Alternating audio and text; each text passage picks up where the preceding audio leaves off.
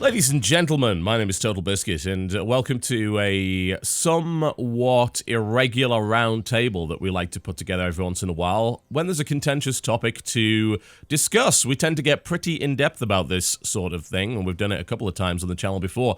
And with the recent seismic changes potentially to the Steam platform that were announced recently, I thought it was a good idea to gather a few people that would be in a great position to know an awful lot about it and have a great discussion as regards to it. There's been a lot of initial reaction, a lot of knee-jerk reaction. There have been sites writing entire articles based on Twitter posts. You know we're not really into the short stuff over here.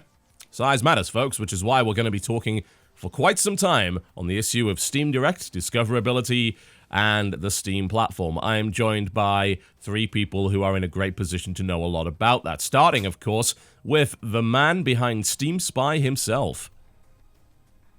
Hi. Thanks for having me here.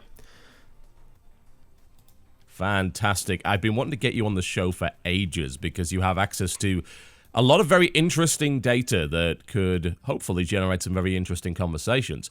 So I'm looking forward to hearing what you have to say on this issue as we go through the show. And of course, I'm joined by two excellent indie developers, starting of course with Lars of Defender's Quest fame. Howdy. Thanks so much for having me on. No problem whatsoever. He also, of course, runs the site Fortress of Doors, which is chock full of very interesting information, blogs, and articles on the games industry, in discoverability, and all sorts of good stuff. He was concerned that this show might get a little bit inside baseball before I told him that that's basically the whole show. So, no need to worry about that. And last, but by no means least, I think the only member of this panel who's actually showed up on another one in the past, Andrew Spearin of Insurgency fame. Welcome to the show. Thanks for having me. Absolute pleasure. And I believe you're currently busy on the early access version of yet another first-person shooter. Yeah, we're crunching basically on Day of Infamy right now, World War II shooter, kind of derived from the Insurgency platform. And we also recently announced our sequel to Insurgency called Insurgency Sandstorm. So we're getting a lot of mixed response, but mostly positive because we have a somewhat controversial storyline there. Ooh, yeah, so let's be careful about going all 6 days in Fallujah on this stuff. But actually, you know what? Don't be so careful about that. The fact that that game was cancelled was a travesty, in my opinion. But never mind. That's not the subject of this discussion.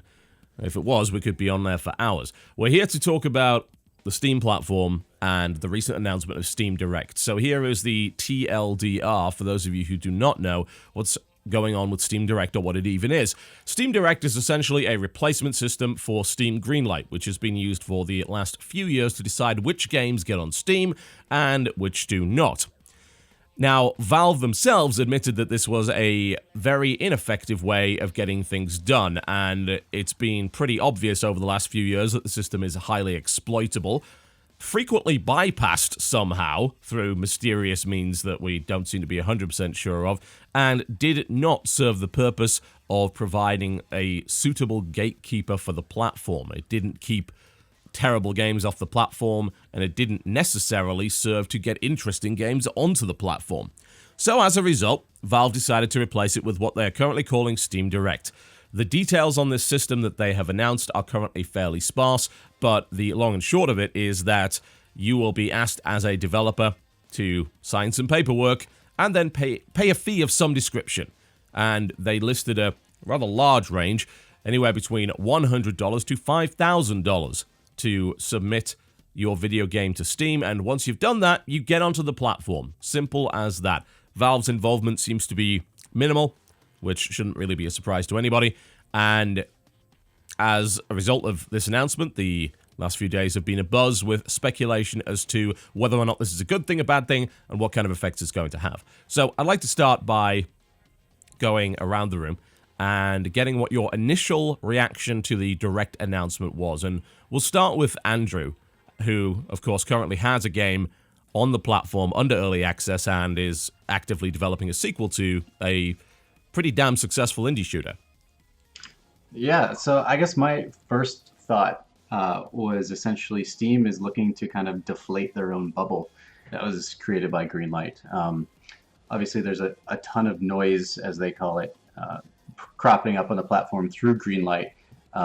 So I figured that's essentially trying to mitigate sort of the concepts that are more presented through Greenlight, and now it's going to shift more towards you need a game, and that game is getting on the platform instead of having a crowdsourced pitch being enabled on the storefront.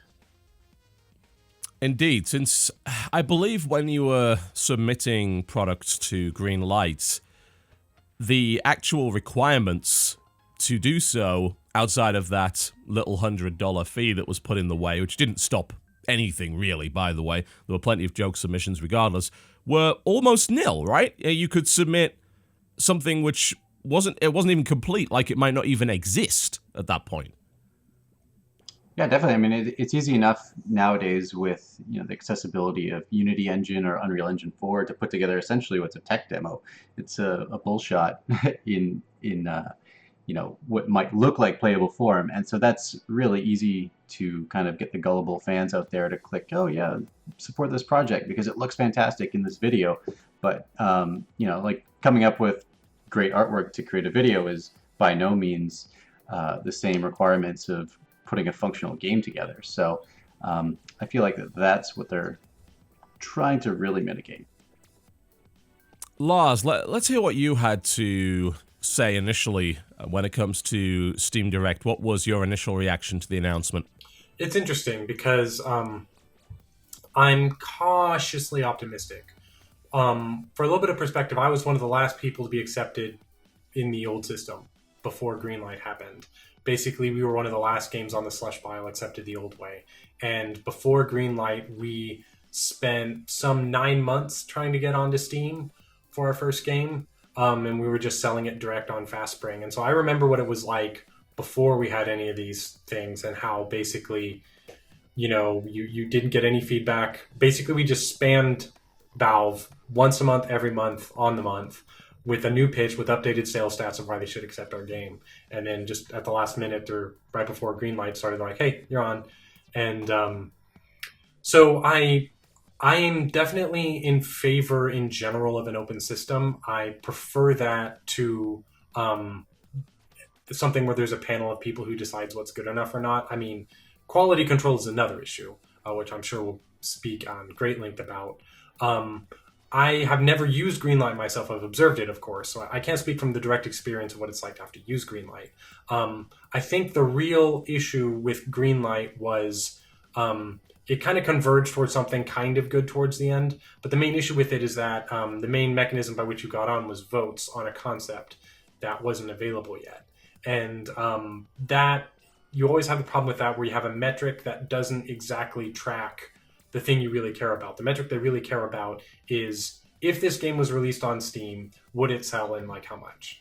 If you had some way of knowing that, then you could just go off of that, but you can't do that without actually launching the game on Steam. And so I think the problem with Greenlight was the popularity contest did not necessarily skew with what would actually happen on Steam. And so this move now seems more along like the kind of Valve's MO.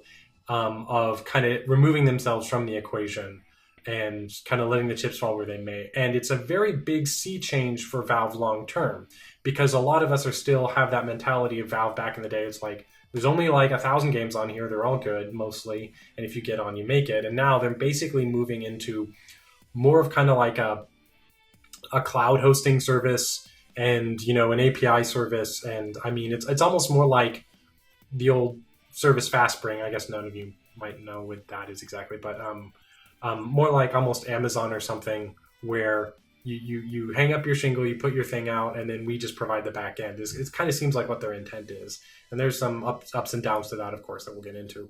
I'm cautiously optimistic about it because it seems like they're actually trying to get feedback on this before they just go ahead and do it and have already committed to a design. So I'm hoping that we'll be able to we'll be able to nudge them in a direction that's good for everyone. But I do also think, in terms of my initial reaction, is my reaction to the reaction, which is that I think the most useful course of action here is to keep in mind how many different groups there are who all have very different perspectives on what should be done. And we need to really think about who we're advocating for, because any decision is going to have winners and losers. And I think we need to really pry apart that question of which group do we represent? Because just as a purely quick example, if I were to just be a purely cynical businesscrat, the criteria should be get rid of everyone's game on Steam except for mine. That's just a cheap example to show we don't want to go in that direction. But then the customer's direction, it's like, only show me good games, but maybe that excludes a lot of good stuff. And then, there's the critics thing is like, I don't want to go through a new releases list with a bunch of broken crap, So I have some ideas for how to balance all of those needs later, but I've already talked too much, so I'll kick it to the next guy. Well, it's a good, damn strong introduction to the show. It's like, this is going to be great. I'm not going to have to do any work at all. It's ideal. It's almost like I'm turning into Valve here. Sergey, now you are, of course, in a different role entirely. You are in control of what has now been viewed as a very powerful site indeed, that of Steam Spy, which scrapes a ton of information from Steam and is able to provide metrics that we previously did not have access to. Much to the chagrin of some people, I might add, since that metric information is highly valuable. I'd love to hear your take on the initial announcement of Steam Direct. So I have a couple of insights here as well, because I'm not only developer of Steam Spy, but I'm actually developer of games as well. And when Steam introduced Greenlight, I was working for a Russian company that has been working for 20 years, called Nival, released Blitzkrieg, Silent Storm, As a Lost, Here's Might and Magic 5, so had a pretty good track record, and we had trouble getting on Steam. So we were negotiating with Valve for almost a year to get our games on Steam, and we were basically forced to, force our way onto platform by negotiating some IP rights with them, and that's not a thing you want to do, because honestly, it left a bad impression of all of us, and on Valve, I believe, as well. But we sold well, so we started with a small game, and because of no competition, it was a mediocre game, I can admit, but it was pretty well accepted, and again, because no competition whatsoever, sold quite well. So Greenlight in this regard was obviously a good introduction for everyone, including us, because you no longer had to chase Valve conference by conference, email by email, to get your game on Steam. So that's a good solution, obviously. Good change, not a good solution in itself. Then the problem is, that now I'm talking as an analyst, is that Steam Greenlight votes don't have any weight behind them. So people could vote on Greenlight. They introduced a barrier later by forcing you to have some investments, like having bought something on Steam so you can vote on Greenlight, but it's easily bottable. So people started, people that are doing assets flips started to bot stuff. People that are not doing assets flips started to basically bribe users with promise of game codes and stuff like that. So Steam Greenlight became kind of like a huddle, like a joke, not actually a quality control platform. So by removing users from the equation and mostly removing bots from the equation, Valve is addressing one part of the issue, but it does not address any other part, like Lars mentioned, no quality control whatsoever. In this particular, in Steam Direct, might be a bit of a problem for users as well, because a high fee it will not introduce any kind of quality control. High fee will only filter people that are confident that the game will make this fee back. And while $5,000 might sound a lot, some of asset flips games sold way more. So you only have to sell $5,001 to be profitable in this case. And it is entirely possible with Steam trading cards and games and bundling and whatnot. So I would say it's been long overdue that Valve does something with Greenlight, but Steam Direct is not a good replacement in my opinion. I want to jump in with a quick point of fact that I found really fascinating. It's because a big thing that's going around is people are talking about, curation and stuff like that. There's two aspects to that. One is selecting based on quality, and the other is just making sure purely broken or just things that are a virus just don't get on the store. There was an interview, I'm going to send you guys the link, which has a very mysterious quote in it that I'm having a hard time interpreting. And I'm just going to read it right here from the interview. "That's not to say that Valve doesn't know how to prevent malicious products from ending up on its Steam store. as Kroll, that would be Alden Kroll, would explain, there is a brief review process where Valve launches the game. We look at it. Does it run on the operating system that it says it's going to run on? Does it look like a game? Is there something there? It's a much lighter weight process than what most other publishers are doing and has served Valve well to this point. Now, this was from an interview dated just like a couple of days ago. And so this sounds like exactly what everyone wants. And so I'm wondering, is this a proposed... It wasn't necessarily clear from the interview what the context was. Is this a proposed policy that they're going to like go put into place with Steam Direct? Or have they been doing this all along? And what we're seeing is stuff that gets past that process. So maybe they're catching, X and we're seeing, the spillover, or are they doing it and it's not working? Anyway, I probably want some more clarification from Valve on what exactly that means. One thing I think it can be inferred from that is whatever the case of those various mysterious scenarios might be, it seems like they've now gone on record saying that they do not have a problem with that idea. And so the question is, are they doing it already, or are they committed to doing it in the future? And I just wanted to point that out, that they've gone on record saying that they're in favor of that. And the question is, are the results supposed to be happening today or in the future, or anyway? That's a very good question, isn't it? Just wanting to clarify, the process of launching the game and checking if it actually launches and on the platform of choice is easily automated. You don't even need a person to check this. Obviously, to check the content inside the game, you need someone like a curator. And so this is the point also I think might be relevant to bring up the question of missing executables. So like Jim Sterling did a series where he would play games that have that missing executables pop up. And so I did a little snooping on that technical wise, where I was like, if there's an automated, it was from 3 years ago, so maybe they didn't have this checked 3 years ago. But I checked that specific game, and I found on SteamDB it actually did have an executable shipped with it, which was confusing to me. And what it looks like it was that they had screwed up the configuration. They had the exe in the wrong depots, which is Steam jargon for the file.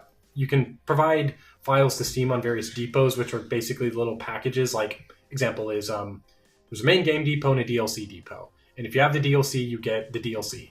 If you don't, you get just the main game. So it's a way to choose what files make it to players. Basically, they had given an exe to Valve, but they put it in the wrong place so that the install script couldn't find it. I've actually made a similar mistake with my own game after launch. So this might sound like a little bit of splitting hairs. It's like if the player can't launch the executable, it might as well not be there. But I'm wondering if... it seems like a script should be able to see if an executable file is there. Is there a binary shipped with a game? And I'm wondering if examples like that are where SteamDB will tell me that it has an executable, but the player obviously can't launch it, are things that are slipping through the cracks. So maybe they are catching some of these, and what we're seeing are ones that are edge cases anyway. In any case, it seems like they should be able to automate not only the inclusion of the executable, but also that it can actually be launched through the client. You could set up a robot client that just clicks play.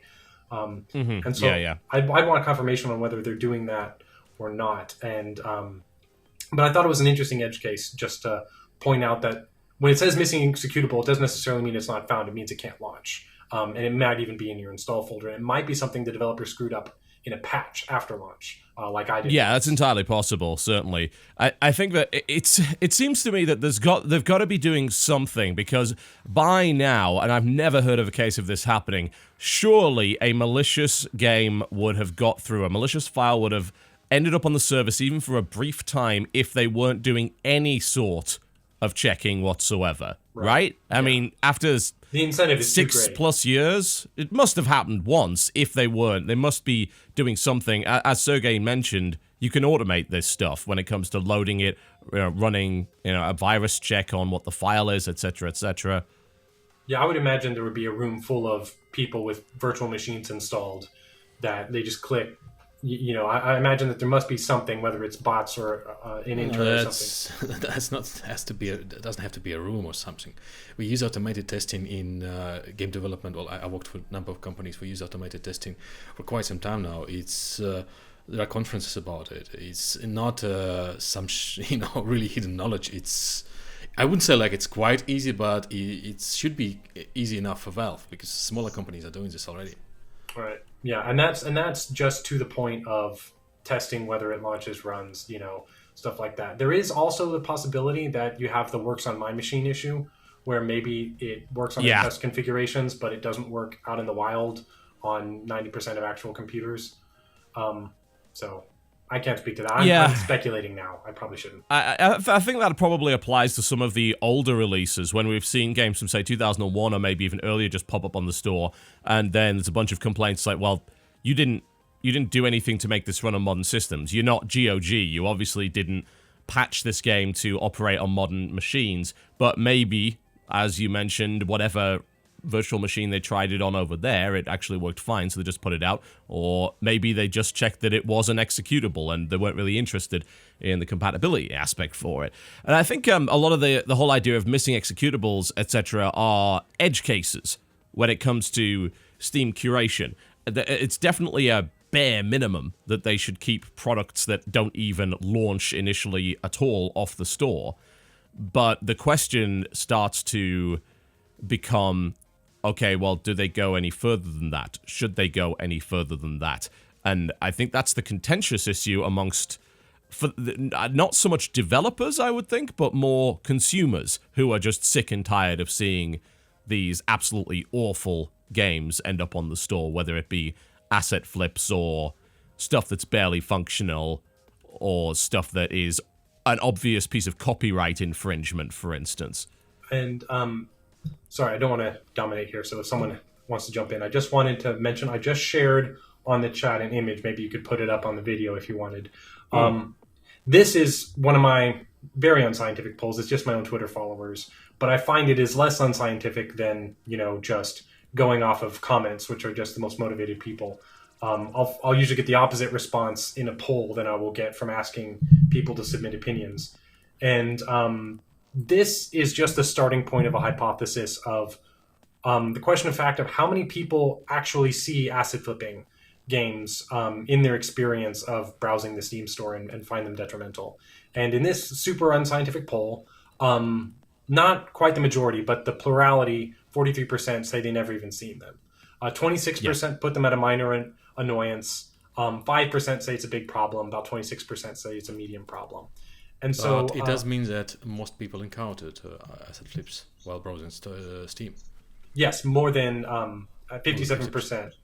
Yeah. And so they have actually seen them, which indicates a few things, including the fact that whatever systems Valve has put in place via the Discovery 2.0 system to try and ensure that these games don't pop up are obviously not working for the majority of people, one would think. And Sergey, I imagine you have quite a bit of interesting data regarding asset flips and their influence overall on the store.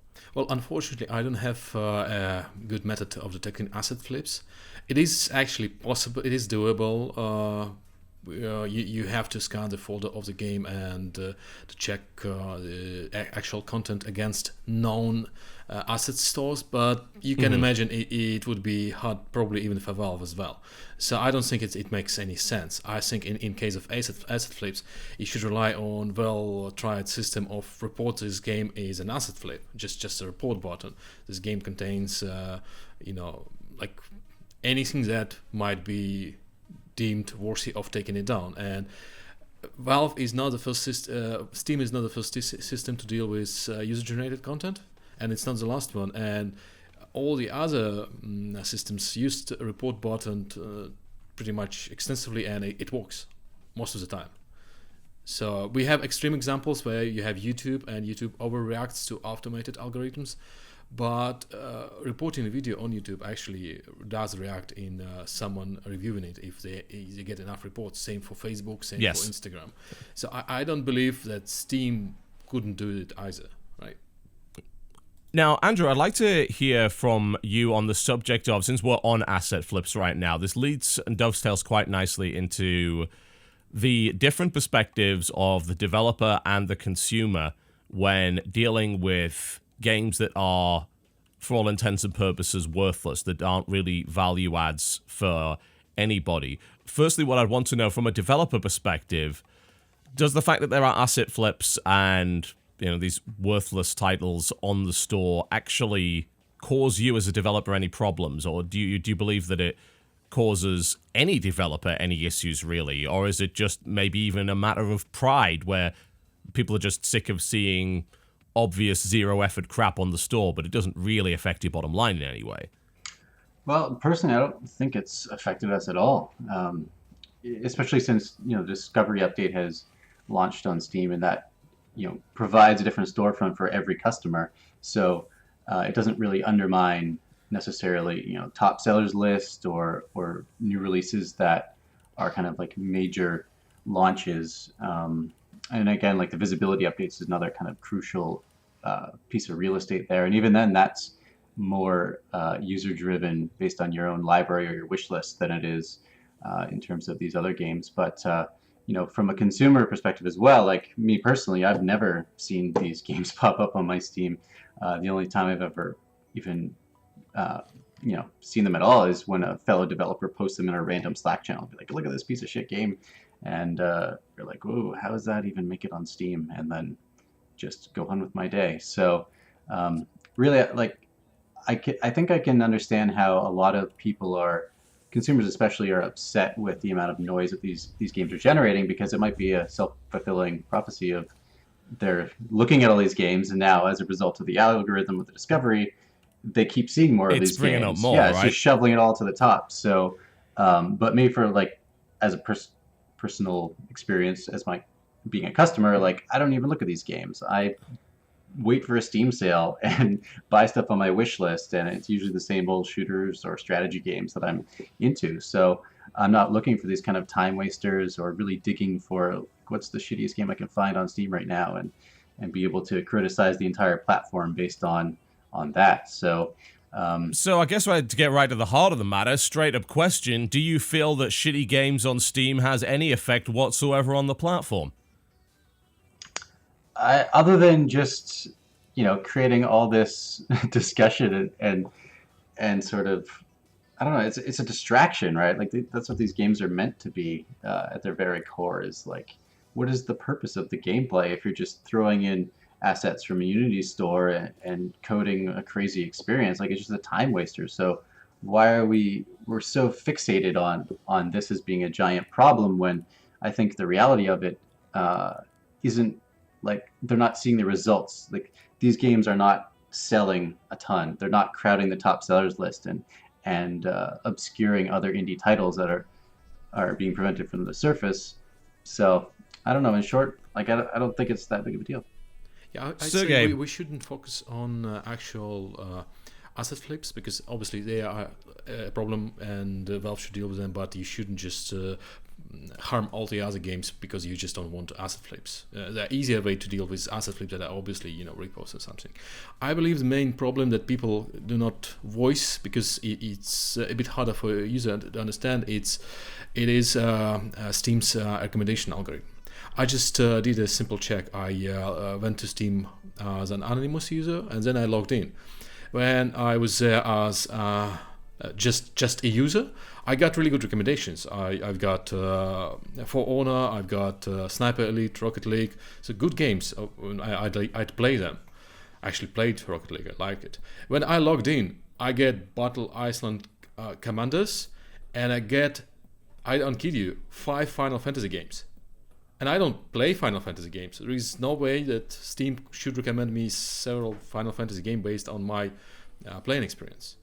And I believe that might be a problem. So you log into Steam, you played a couple of indie games tagged survival, and you get a ton of recommendation for some of them asset flips, some are just bad games based on your recent purchases. But it does not make any sense for a user, because he does not trust his algorithm, because this algorithm obviously doesn't work as intended.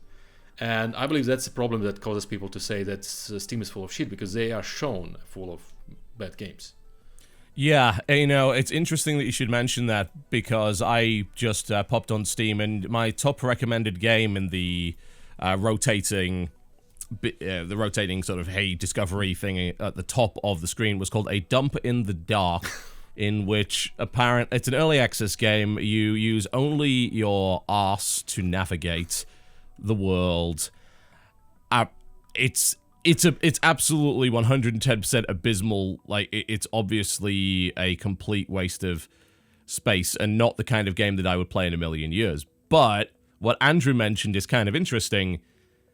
I'm in a fairly unique position where I'm digging through a lot of this stuff for work, And the chances are your average person isn't going to be doing that. And I also have to wonder, perhaps, if it's popping up simply because I was looking through a bunch of stuff like, bloody boobs is the thing that's been...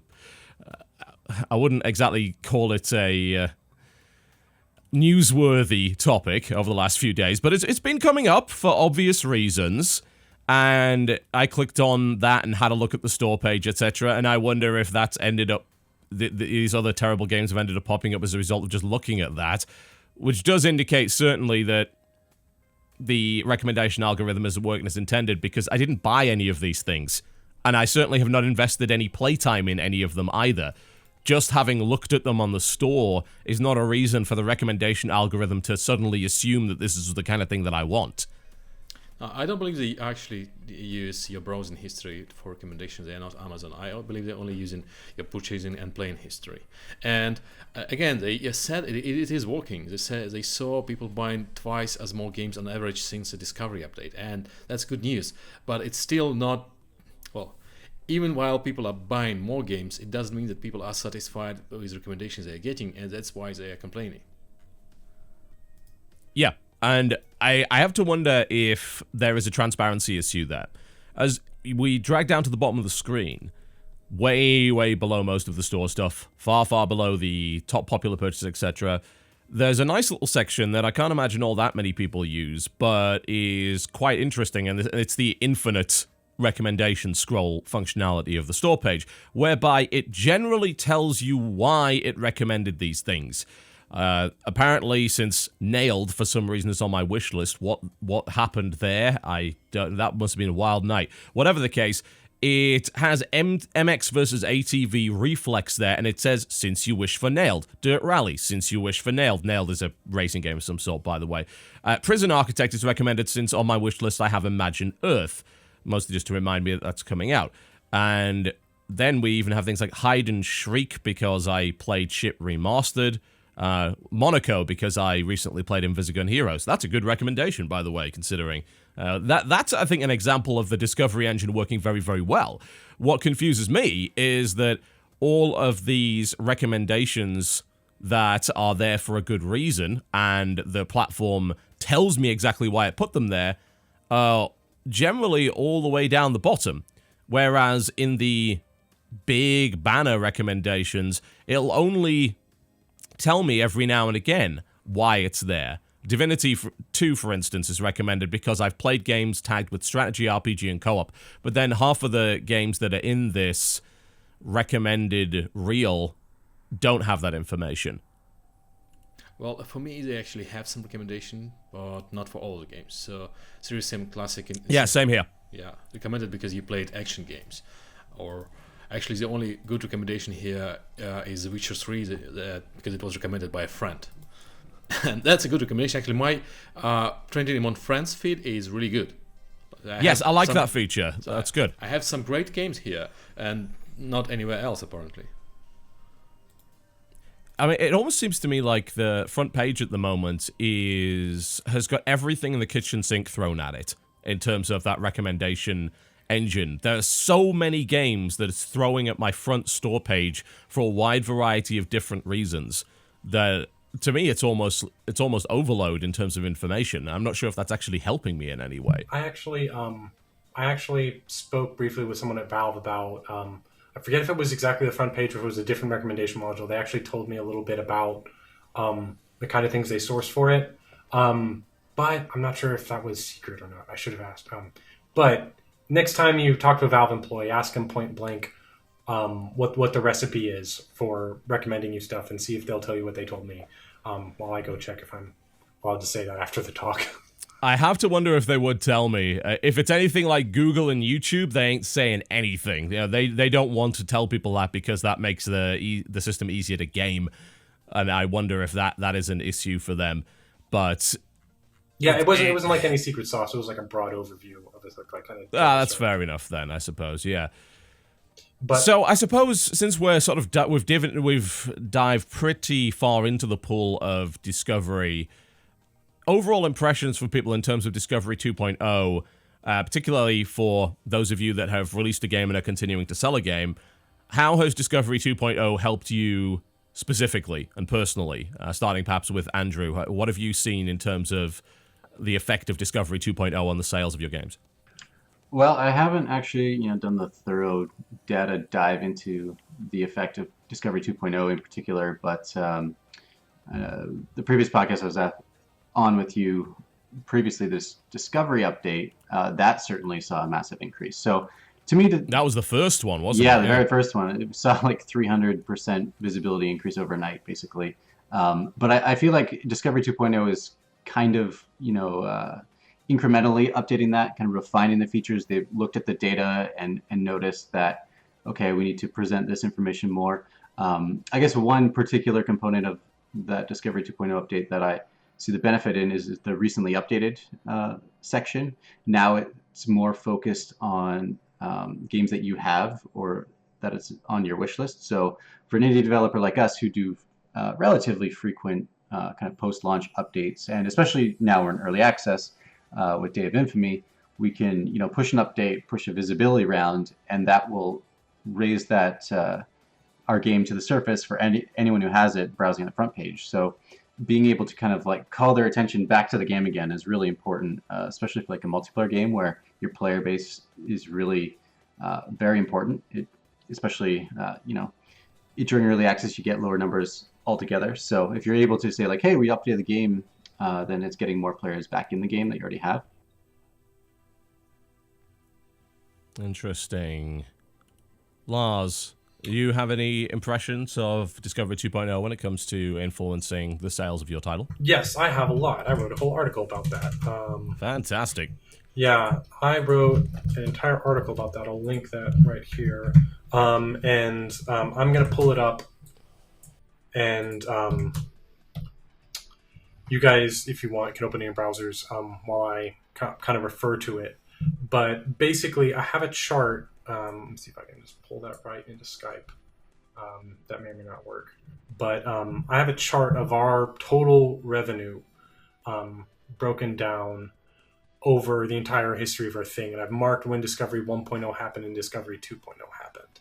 And Discovery 2.0 happened November of last year, so we barely have any data on it. And I haven't run any data since December.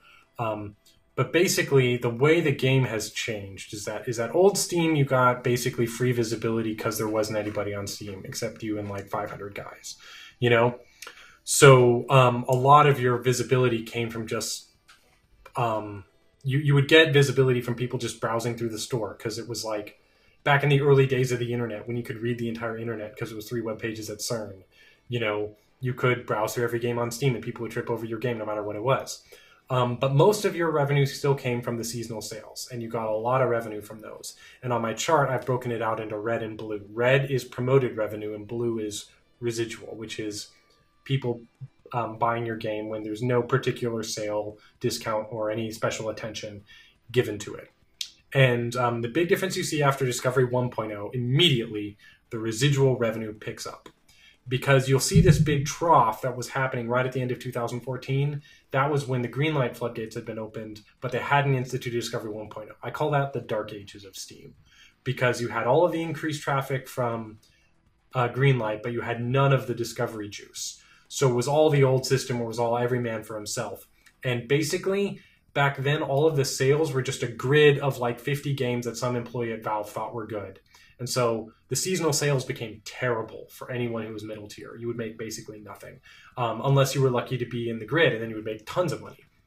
Afterwards, they started Discovery 1.0. The first thing they did is just do some personal discovery of your front page, personal customization of it. Discovery 2.0, my hypothesis is they're starting to also work on the sales. The sales used to be these static, hand-picked grids. Now they're a lot more customized. They started that a little bit before 2.0, but they're starting to move more and more in that direction. Show you games that are localized into your language. Show you games based on your history. Show you games from your wish list. If a game's on your wish list and it's on sale for 75% off, maybe I should put that front and center. Things like that. What the upshot of it is, if you browse down later, there's a bar graph of the 5 years our game has been on Steam, annual gross revenue from all sources, it was on a steady downward beat, which is what you expect, traditionally. Games sell less the older they are. Of course. But in 2016, it reversed. Partially because we did our Defender's Quest DX update, but also the only reason that Gambit would have even have worked is because of the Discovery 2.0. And the heart of it is the big change they did to what's called visibility rounds. And this is something that people who aren't developers don't really see. But this is kind of what powers the recently updated section. So since Discovery 1.0, they've had these things called visibility rounds. And basically what they are little cookies that Steam gives you. You get 3 or 5 of them when you sign up. And you can pop one of these visibility round cookies. And it used to be it was good for 500,000 views, which if you've ever done any stuff in the world of advertising metrics, you could basically wipe your butt with that. Because 500,000 views sounds like really sexy, but a view is like, it's just an impression. It's just your graphic was served on someone's web browser somewhere, and they probably didn't even look at it because people have been trained to not look at that stuff.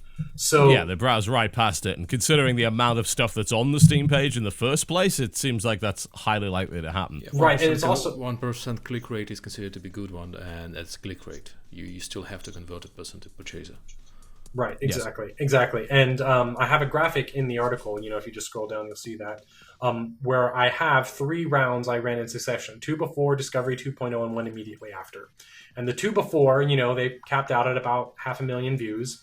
And they ran out in a couple hours or less.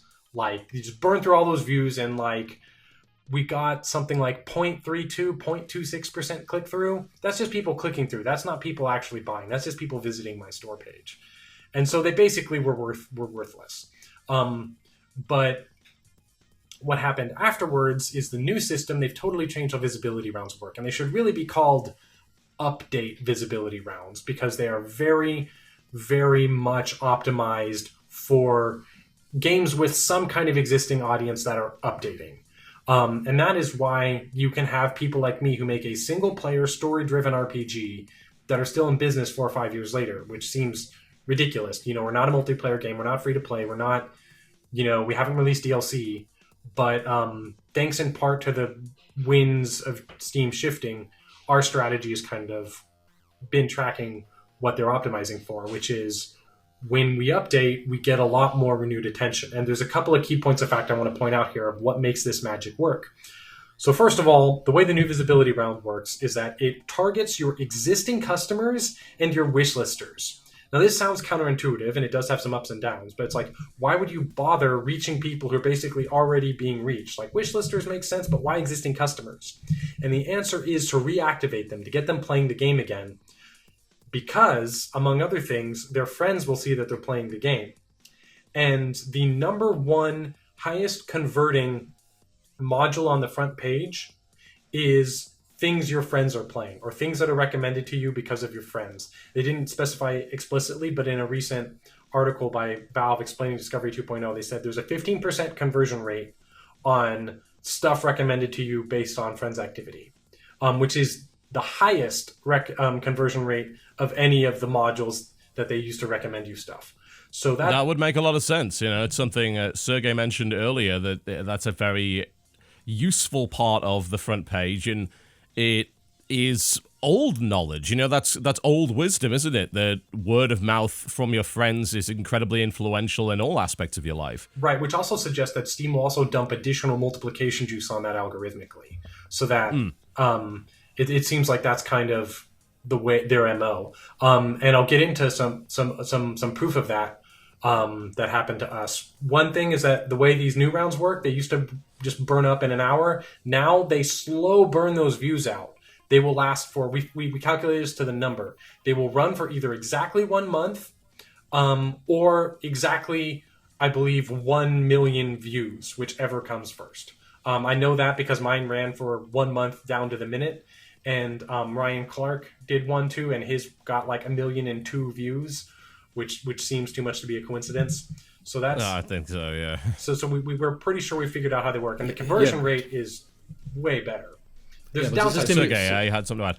The system you're describing actually favoring people that have sold a ton on Steam, because they are more likely to reactivate the users. It also favors games like yours that can be replayed several times over, because I mean, if I don't know, Dragon Quest gets updated, I will not play it again because I've completed it. And that's a definite downside to this, and that's why it probably is a lot of people have complained that it's called a visibility round. It used to be for giving yourself extra general visibility for everyone, and now it's really it's great for people like me, and it's great for probably multiplayer games and stuff like that. But it's no longer a tool that's great for everyone. It used to basically be good for nobody, and now it's good for somebody, but it's not good for everyone. And I think that's probably something that needs to be addressed with another tool. Another thing is that the old system was undermining itself as more people came online, because there just isn't room for an ever-increasing number of people to all get 500,000 views without just spamming all of Steam. The other point I wanted to bring up was traffic and where it comes from. If you scroll down on the article, I have a breakdown, and over a third of it comes from the discovery queue. The next big category is search and the homepage. So discovery queue, search, and homepage is basically where all your discovery queue's traffic comes from, at least in my case. I've informally polled a couple other people, and they give me similar results. The discovery queue is the runaway beast of the discovery engine. That so like if someone wants to optimize how well their game does on Steam, they should optimize for how it presents on the discovery queue. And then the really interesting tidbit is the TotalBiscuit effect. And I was able to get stats on this and confirmation specifically from Valve on how it worked.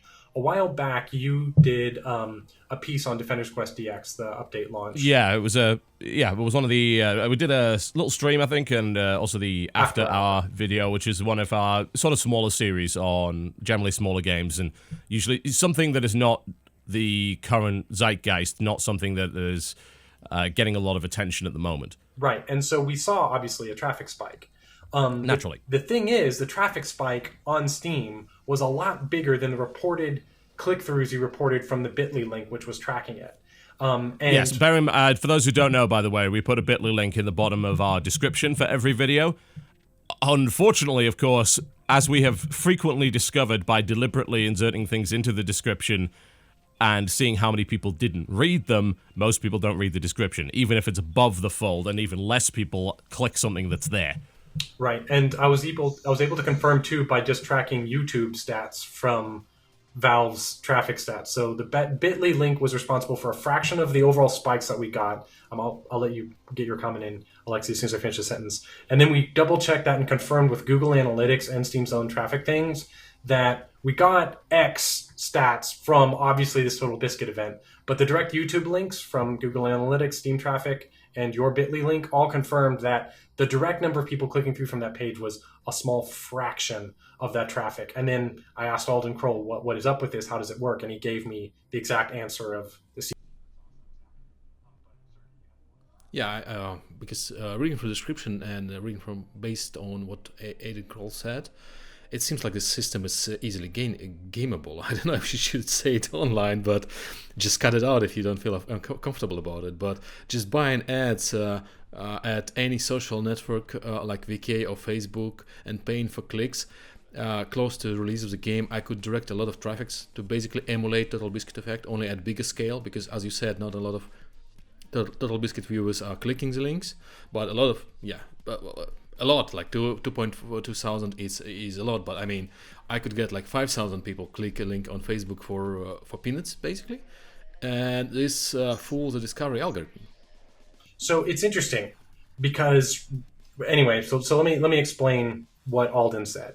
So I asked him, and he said this: we're taking a look. We're pretty sure that the traffic and sales from TotalBiscuit resulted in enough of a surge that our discovery queue system decided something exciting was happening with your game and thus worth showing to more people.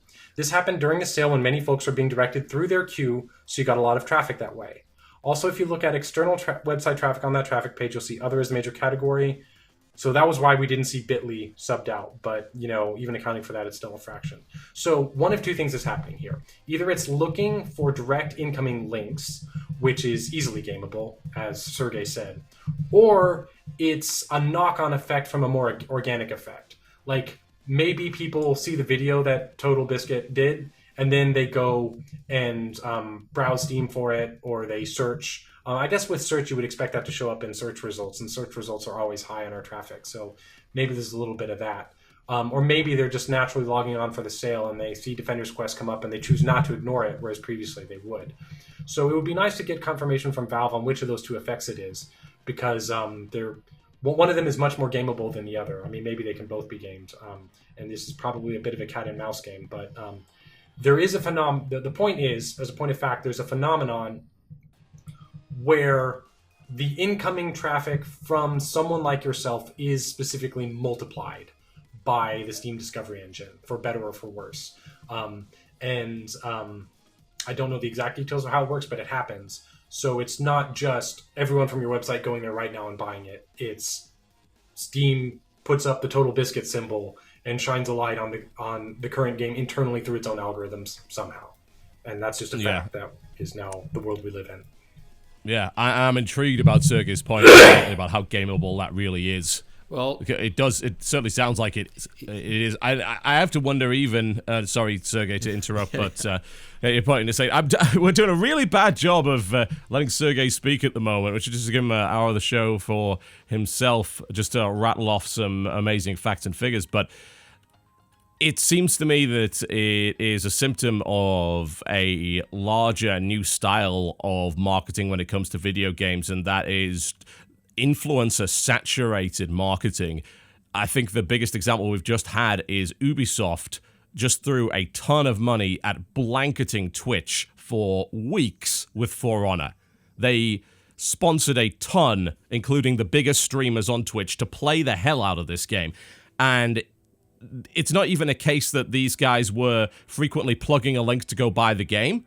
In fact, I'm pretty sure none of them were even doing that. It was just a case of raise the profile of the game so much that it becomes the current exciting thing, and that may very well have a multiplicative effect on things like Steam views and Steam pre-orders and discoverability, and pushing the game further up in terms of the visibility on the Steam platform, even when Valve actually has nothing to do with that. You're actually absolutely correct about this. I think that spending a whole lot of money on Twitch doesn't make a lot of sense, because we tried that.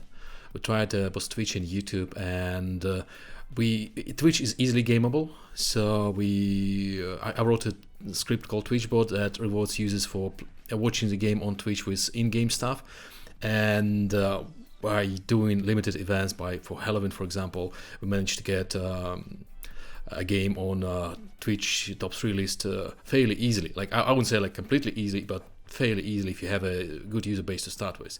But unfortunately, in my experience, Twitch does not convert in players as well as YouTubers. So basically, interesting.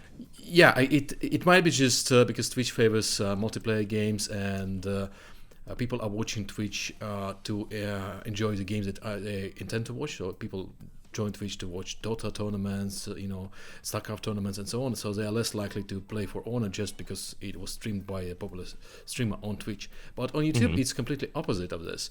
We saw some amazing results with YouTube personalities doing videos for us, both paid and free. And that's mostly because a YouTuber is a person they trust, and people trust, and the YouTuber explains the game. While Twitch players just, people on Twitch just play it. And I believe there's a big difference. I have enough data.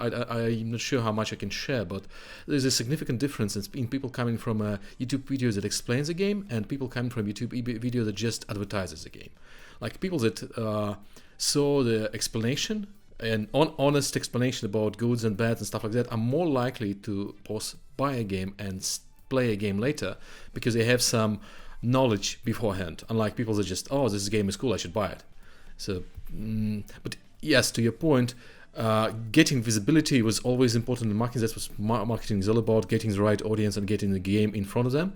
And YouTubers right now, YouTubers, Twitch people, influencers in general, are more powerful than old school media like magazines and websites. And it is not because of the games; it's just the shift that happened overall in the world, not just in gaming.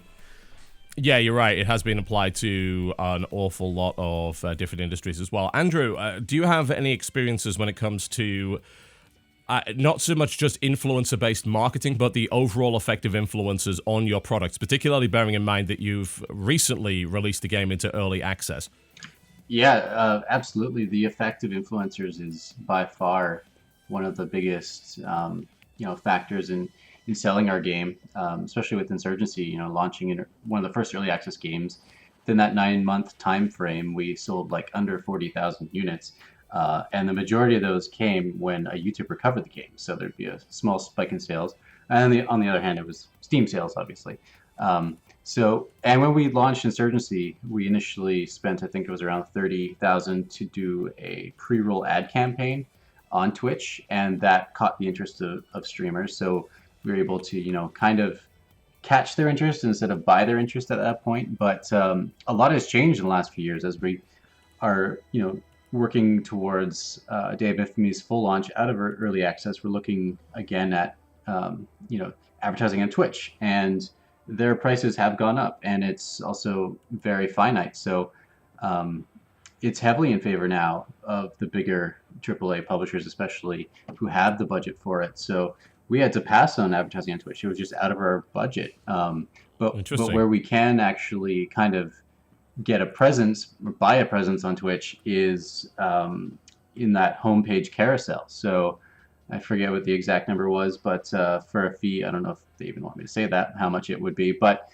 for a price, you can get your stream front and center, as a landing carousel item. And then also for a lesser fee, you can get it in the other slots. So you can also, I believe, pay for like those influencers to have their stream pop up. So the influencers right now is kind of the Wild West. With the traditional quote unquote games journalists, they're a little less corruptible in terms of buying their attention.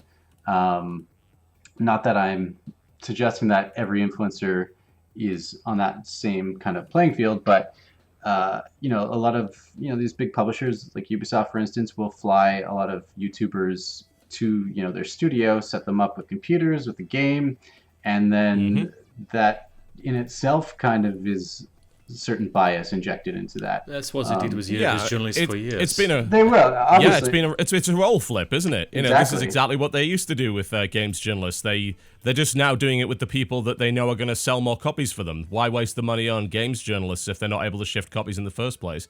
Yeah, precisely. So if you can't beat them, then you join them. So not that we're trying to buy up attention of influencers now with our Day of Infamy launch, but we're doing something that we haven't done in the past. Is we're putting together a little press kit, and we're going to send that out to influencers of with a T-shirt, and I want to do a little game guide, the lost art of a game manual. Send that to them so they get a sense of something in the mail, tangible, because you can see like EA sends out a giant box or crate filled with swag to the influencers now, and they do a video unboxing this thing. So not that we're I might want to point out that the people that do that are idiots, by the way, unless they're being paid. Like, don't give them that. They just sent you a box which maybe has $3 worth of stuff in it. Don't give them $20,000-$30,000 worth of publicity for that, you suckers. Please, just stop it. It's unless it's something incredible, and it won't be. It'll be like if you're a can of Coke with your name on it or something. Like if you're gonna do that, have the savvy to at least charge for the service. Exactly. Don't get me started. Sure. On I would disagree. unboxing. Actually, I saw a lot of people watching unboxing of mobile phones, and mobile phone is just a brick in a box, and people still watch it. So it just might be people like to watch people unboxing stuff or opening card packs. So there's a market for it. Yeah, exactly. So there is. I believe it caters to the audience as well, not just to the company. That is actually very true. It's a very good point. There's the reason why there's entire channels, some of them very successful, dedicated purely just to taking things out of boxes.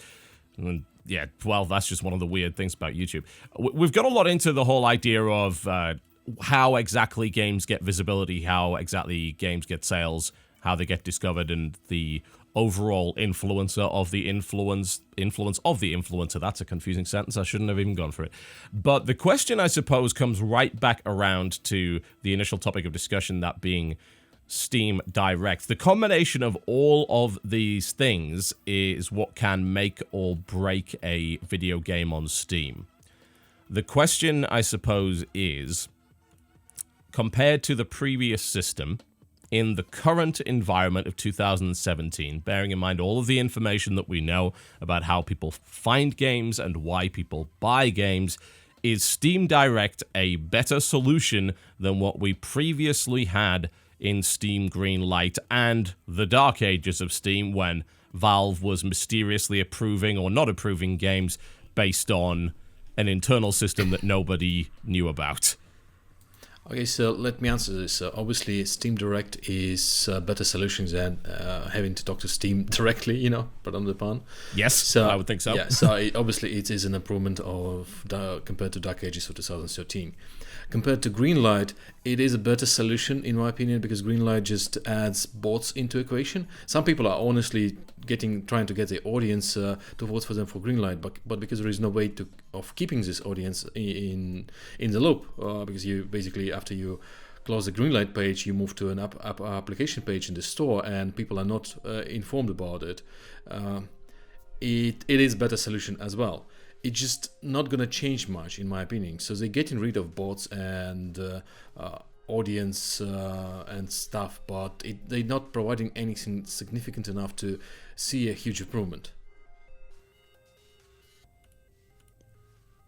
Lars, you got any opinions on that one? Yes, a couple things. So, with Steam Direct, I am cautiously optimistic. It's a little hard to rule on it right now because it doesn't exist yet, and we don't know exactly what form it's going to take. There is that. But I do have some interesting points of fact to mention. There are two quote-unquote problems that are caused by the flooding of Steam that Steam Direct seeks to address, and they're problems for different people. The problem for developers is, if I want to be frank, is competition. Whether that competition deserves to be on Steam or not. One quick thing with detecting asset flips is I do want to mention that one of the kind of surprise hits of the last year was this game called Unturned, which to my initial glance looks like my first Unity asset flip. And so, it does, but it's not by any stretch of the imagination. And so the question is I'll leave that dangle for later, but how do you avoid filtering out stuff like that? But I'll leave that for later. But I did a poll of my own. I'm going to put these both in the chat. I did a poll of my own Twitter followers, and then a more scientific poll of a concentrated group of business-oriented indie developers that I've built up contacts over the years. And I just asked them straight up, what should the Steam Direct fee be? And I'm not out here to shame anyone. They're very great that they are very honest with me because I, recorded things anonymously. I promised I wouldn't bash them or anything, but they gave me permission to publish the results. And it was very illuminating to see two huge polls among devs, POLE in the magnetic sense. And as you can see from the scientific poll of the more, not scientific, but more concentrated actual developers, not just random people follow me on Twitter, there's a lot of people who said more than $5,000 should be the fee. So yeah, can I interject there for a second, by the way? Because I recently came into some information from a very reliable source that went even further than that and said that there were a not insignificant number of developers that gave feedback that said they would be happy with a $20,000 fee or higher. And I believe that. And now, no one will ever answer... Here's the question, why? I can answer that question, and no one will ever take my polls again if I bash these people online. So I want. Of course, we're not going to tell anyone who these people are because that would cause a riot. But what's important is why. Why are certain people saying this? And it's because there's two very different mentalities among developers. Honestly speaking, when I argue that the fee should be as low as possible, I am arguing explicitly against my best interest. I am arguing for more competition on Steam. And the truth of the matter is, when people say if Steam doesn't do what I want, all us indie devs are going to go somewhere else. It's dude, you're not the demand. No, you're not. You're the supply. And the market's cold-hearted response to too much supply is maybe some of the supply should starve to death and disappear. And I'm not saying I want that to happen. I'm saying that is what happens in our currently actually existing system. It's just the reality of the situation, isn't it? Right. And so there are some devs out there who are I don't want to put any words in their mouths, but, just privately, they're this is a business. I'm a business and, I'm able to do what it takes to get things done. And, I don't see a problem with you having to have some skin in the game. And I can respect that opinion while disagreeing with it personally. And you can see from the results that they're not necessarily the majority. The majority believes the fee, of my poll group thinks it should be $1,000 or less. The plurality is strongly on the side of $100 or less. And so I think there's no risk of, just in terms of pure popularity as polled by number of developers, that the fee should be exorbitant. Most developers are in favor of a small fee, probably because that's what they can afford themselves. If you take the hypothetical, cynical business person, the ideal fee is one that is $1 less than you can afford, right? Exactly, because your customers, but lets you on. Yeah, it becomes an exclusionary tool, which allows you to reduce the amount of competition that's coming in your general direction. Right, which is a rational business calculation, even if, in the grand scheme of things, it's perceived as pulling up the ladder. So anyway, that's what that is, and that is absolutely where the $5,000 figure quoted by Alden in the article came from. It's because that is what a lot of people told him. They are not the majority. Yeah, this is not something that Valve came up with themselves, right? That is something that was thrown at them by certain developers who actually did want to make the market more restrictive for their own benefit. And I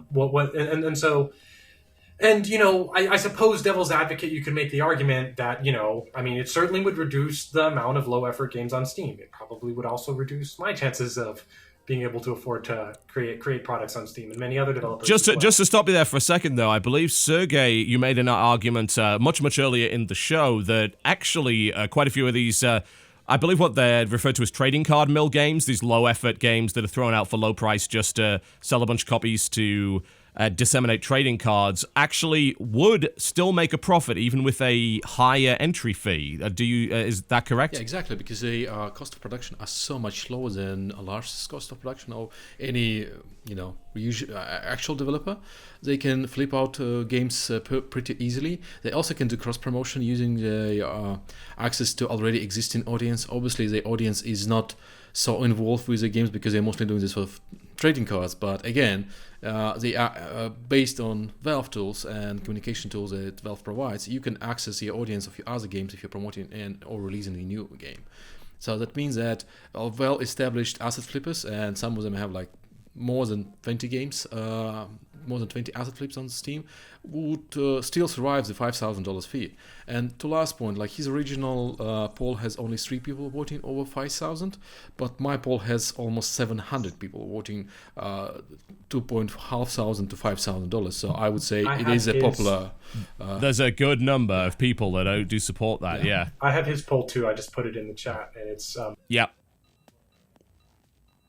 Yeah, I'm looking at it right now. Of course, it is a Twitter poll, so take that with a pinch of salt. But ultimately, the fact of the matter is there is a significant chunk of people there that are looking at 2,000 to 5,000, and we don't even know what would have happened if you'd left an option for more than 5,000. I would be very interested to see that.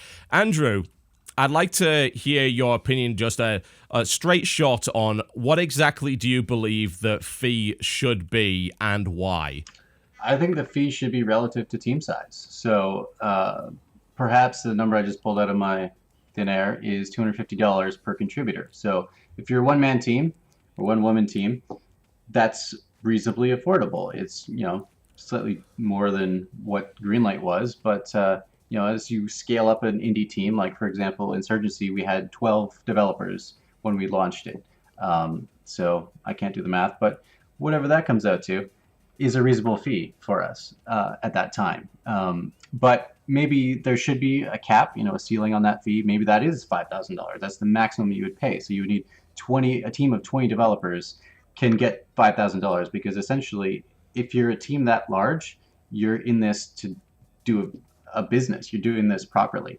And I think that's kind of like the crucial aspect of what Steam Direct is going for. It's closing that gap between the high-end, publishers who just deal with Valve directly, or even smaller indies such as ourselves. We've never had to go through the Greenlight process. We have an established business relationship with Valve, so we go through their account manager. And when we were at a visit there, we kind of asked them, like, how many companies do you actually deal with? And the number is like less than 100 of companies they deal with directly currently. So that's why Greenlight was in effect for these newer, smaller indies to be able to come up and be able to get their game on the platform. But I think the problem with that is all the noise generated, because a lot of these games are essentially just concept pitches. So I think Valve's sign with the digital paperwork thing for Steam Direct. The requirement is that they're looking for legitimate business to get on the platform, and not necessarily looking for the games. They're looking for that. If you have a developer of a reasonable size that can actually execute on what you're promising, then we'll take you. But if you're not there yet, you got to figure it out on your own. You got to learn to swim before you can actually get out there. So just to push back, kind of devil's advocate on that, it's easy to say number of contributors, but in practice, how do you quantify that, or is that part of an added paperwork requirement that itself serves as a filtering mechanism? Because, like, for instance, I have one full-time employee at Level Up Labs. We've slowly been scaling up another guy to closer and closer to full-time, but still not yet, over 5 years. But if you look at our credits, we've got dozens of people in there, including every contractor we had for a month, every localizer we had on things like that. So just did you have in mind how you would quantify what counts as a contributor, and was the additional paperwork involved in that kind of part of the thing? And how does this affect people in, like, I don't know, Indonesia or Jakarta, and things like that, with regards to both the fee and also with regards to the paperwork? I would actually look into a little bit more in system. Like, it's just me, but I usually look or try to see how the system would be gameable, because if you can understand how the system can be gameable, you can understand who's going to benefit from this most. And with a fee that is tied to a number of contributors, well, I do understand that the difference between contractor and full-time employee is going to be a pain in the butt for a lot of Eastern European companies, where a lot of people on the team are actually contractors. And that goes down to even big companies like CD Projekt or Gaming, for example. But this system actually favors teams of 1 to 2 people. And those are usually less professional games that are games made by 20, 30 people. So the system will not favor quality over quantity. It will be the other way around. So I think now might be a good point to prompt that idea you had, Sergey, of an alternate method that you thought with the whole the sales buffer idea that you had mentioned. Yeah. So I had an idea which is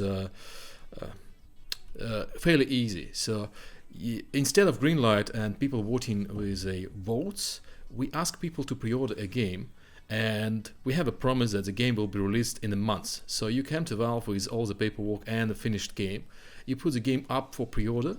And if enough people pre-order it for it to generate $5,000 in pre-orders, the game, 5,000, 1,000, 2,000, is obviously the actual number is discussable, 20,000. The game is released the next month or as soon as it hits the target. So you hit the $5,000 target in 2 hours, the game is released in 2 hours, which in front will filter the noise, the people that just want to pitch the idea to Greenlight and release the game 2 years later. It will filter out asset flips, because asset flips are cheaper and they need more copies to sell the game. And if the game is not successful, Steam already has deals of dealing with it. They can just refund everyone if the game will not reach 5,000 target within a month or 2 months.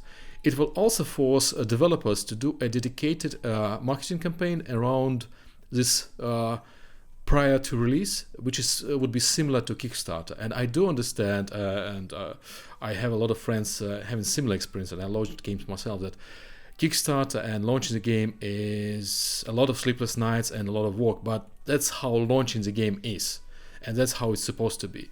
So I believe in the end the system will help developers, because if you're not able to sell $5,000 worth of games, you probably do not belong on the marketplace.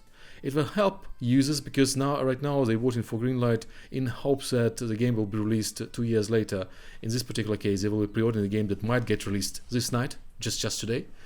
And it's not easily gameable. So it is gameable. Obviously, you can do fake bot accounts, you can do refunds with stolen credit cards, but it requires pretty well organized crime organization to game the system. So I believe not many people will do this. And this is starting to get very interesting all of a sudden. Yes. We're going to find out about the asset flip mafia at this point. And actually, maybe I'm striking a little bit too close to the truth there. Maybe I don't want to go there. But here's what's what I'm sort of getting from everyone's suggestions here, Andrew's in particular, is that what you the goal seems to be identical in the idea that you're trying to potentially create a stratified system which quantifies different tiers of indie almost. Let's throw out the window immediately the idea that there are two kinds of games, AAA games and indie games. That's completely oversimplified. There are the so-called AAA indies, there are the larger indies, the indies that maybe just stumbled upon success and are starting to grow from there, all the way down to the one-person visual novel or Twine developer or RPG Maker developer or whatever. There are so many different tiers of that. The thing about team size is that it's a simple but reasonably easy to quantify way to figure out exactly what tier these developers end up being in. But that could almost be part of a formula, right? It could be one of many aspects that could be used to determine the scale of the fee. It's hard to verify, unfortunately. It Yeah, would it's require hard a to- lot of paperwork. It's hard to verify. It's also easy to game, and it creates an incentive to lie. And then you have the problem of international borders as well, and those kind of things involved. So it seems like it would be nice if there's a system that intuitively makes sense that could be verified and kind of checked on. But it seems like what you want is something that's not in security terms. They talk about attack surface. So like the more complex your program is, the more likely it is to be hacked because it's got a weak point somewhere in its armor. I think these solutions need to also be thought of like what has the smallest attack surface in terms of being gamed. And we've seen where Greenlight's attack surface is and stuff like that. And so I think that's so the, scale fee by head count sounds great in theory, but it has a large attack surface when you get down into the details of how it's actually implemented. So, but I'm still getting the idea that all of you seem to agree that this fee should not be a one-size-fits-all approach. Yeah, I would agree in principle that it would be nice if there was a solution that naturally solves the problem that we want to solve. And maybe that's a better thing to lead with is like, what exactly is the specific problem we're trying to solve? And I would like to peel apart two things. Like the flood of Greenlight is actually two different problems. And it's two different problems for two different people. And the problems are, first of all, launch visibility for developers, which is not necessarily a customer's problem. It's a developer's problem for sure. And it may or may not be a customer's problem depending on who the customer is. And then second is just like kind of the broken Windows theory. Like Steam's just like a dingier place now with lower effort, so-called games on it. And then, to a certain extent, that's a problem for the customer if they buy something that's bad or whatever. That's been mitigated a bit by refunds, but, you could argue in principle that broken stuff shouldn't be on the store in the first place. But with a theoretically perfect discovery algorithm that just thinks those like a stone, it's not necessarily a problem for the customer if it did a perfect job, which it doesn't in practice, but you can make that argument. And so then you're left with the remaining problem of it does still have the problem of there's all this extra stuff crowding out new releases. And so developers can claim that, we're not getting the launch visibility we deserve, and that is the developer's problem. And I feel like it's important to separate the two and then think of a potential solution and how it addresses both of those. And is there a trade-off in terms of who it's favoring? Because a filter that cuts out a lot of low-effort games will also cut out potentially something like Unturned, and then you also get into the question of filtering by content. If we're going to have some more direct curation, a lot of people say like a game like Bloody Boobs doesn't belong on Steam. And, I'm obviously not interested in playing it. But it does have an executable. It does work. It does seem low effort and garbage, but there are other things. There's still a market for it though. Right. That's where things get really interesting when it comes down to the curation argument. And I've spoken to Valve myself briefly on this particular issue, and their response seems to be, well, there's nobody. I believe they've actually made this quote in interviews before: "One man's trash is another man's treasure." Bloody Boobs and games like that. I think it was Badass Babes as well. Recently, it was this really terrible side-scrolling brawler with digitized characters in bikinis. It was obviously terrible, but it's so Sharknado, right? Right. So all of these Asylum movies, Grindhouse and they films. still have a market. They absolutely still have a market. So, where is that line drawn? This is obviously something Valve's been wrestling with, and their conclusion is we shouldn't draw any line, because whatever line we draw is going to end up striking somebody off that should be there because someone has an interest in that product. Right, because it's easy to be like, okay, we don't want anything explicit. Well, that's going to filter out Lady Killer with a bind, which again is not something that strikes my personal taste, but it's something that, plenty of journalists and critics are like, well, this is Christine Love. She makes, it's great sophisticated work. She has a pedigree, yeah, and there's also a lot of people that view it as a good step forward for Steam, because up to this point they have been very restrictive with explicit content, and a lot of us believe that there's a huge adult market on that store and that they should be selling explicit content. And they've been getting closer and closer to the line lately with an awful lot of visual eroge novels and all that sort of thing. And the truth is, as soon as you make that step, on principle, that a lot of people agree they should do, you are going to get even more and more, bloody boobses. Of course you are, yeah, but with actual boobs in this time around, rather than just being covered over by nipple tape and so on and so forth. Andrew, Sergey, go ahead. We're looking at this from different perspectives, but the point of Steam is actually to maximize revenue and maximize its user base. Of course, and what we are forgetting often is that to maximize revenue, that's what all this discovery algorithm is about, is that the algorithm is supposed to show people the games that they are more likely to buy, not depending on if the indie developer is doing some new project or experimental stuff, and they are more likely to buy Skyrim, GTA 5, or Counter-Strike Global Offensive just based on the size and the scale of those games. And that's what we actually seen. We're seeing that the top games are growing on Steam, while lower 80 percentile are not. Not so much. They're actually declining. And it might sound against the interest of developers, but it is in interest of Steam and gamers, because gamers part is harder to understand, but usually if a person buys a game and he plays a game for 100 hours, he's probably satisfied with his purchase. And Skyrim or GTA is a good game in this regard when compared to Lady Killer or Bloody Boobs. Also, Bloody Boobs has way more owners than Lady Killer. So that doesn't in any way surprise me, honestly. Yeah. So what I'm saying is that the market for here's the thing about that though. I think that games like GTA 5 and Skyrim, etc., discoverability, as far as I'm concerned with those games, is a non-factor, really, because they were going to sell regardless, and they were going to sell a lot of units regardless. And they're good games. The problem, I think, is... let me bring up a recent example that has sort of boggled my mind. There's a game that came out in the last few days called Invisigun Heroes that is absolutely phenomenal, in my honest opinion. An incredible multiplayer indie game, really unique concept, very, very enjoyable, ton of content, great art style, great across the board, and it's selling nothing. It's not shifting the dials. Concurrent player base is so small you can't even get a game together. It has, of course, the unique problem of being an indie multiplayer lobby-based game, which have their own set of problems when it comes to actually getting a functional player base and not coming out stillborn. That game, at least in my arbitrary eyes, is something that should be getting an awful lot more attention than it is, and I don't believe it ever even hit the front page at any point, really, and it's not getting numbers. And while something like Skyrim would get numbers even if Steam went out of its way to bury it, of course it was going to get numbers. Games like that, the sort of things that should be, the cream kind of rising to the top, doesn't necessarily seem to be happening under the current system.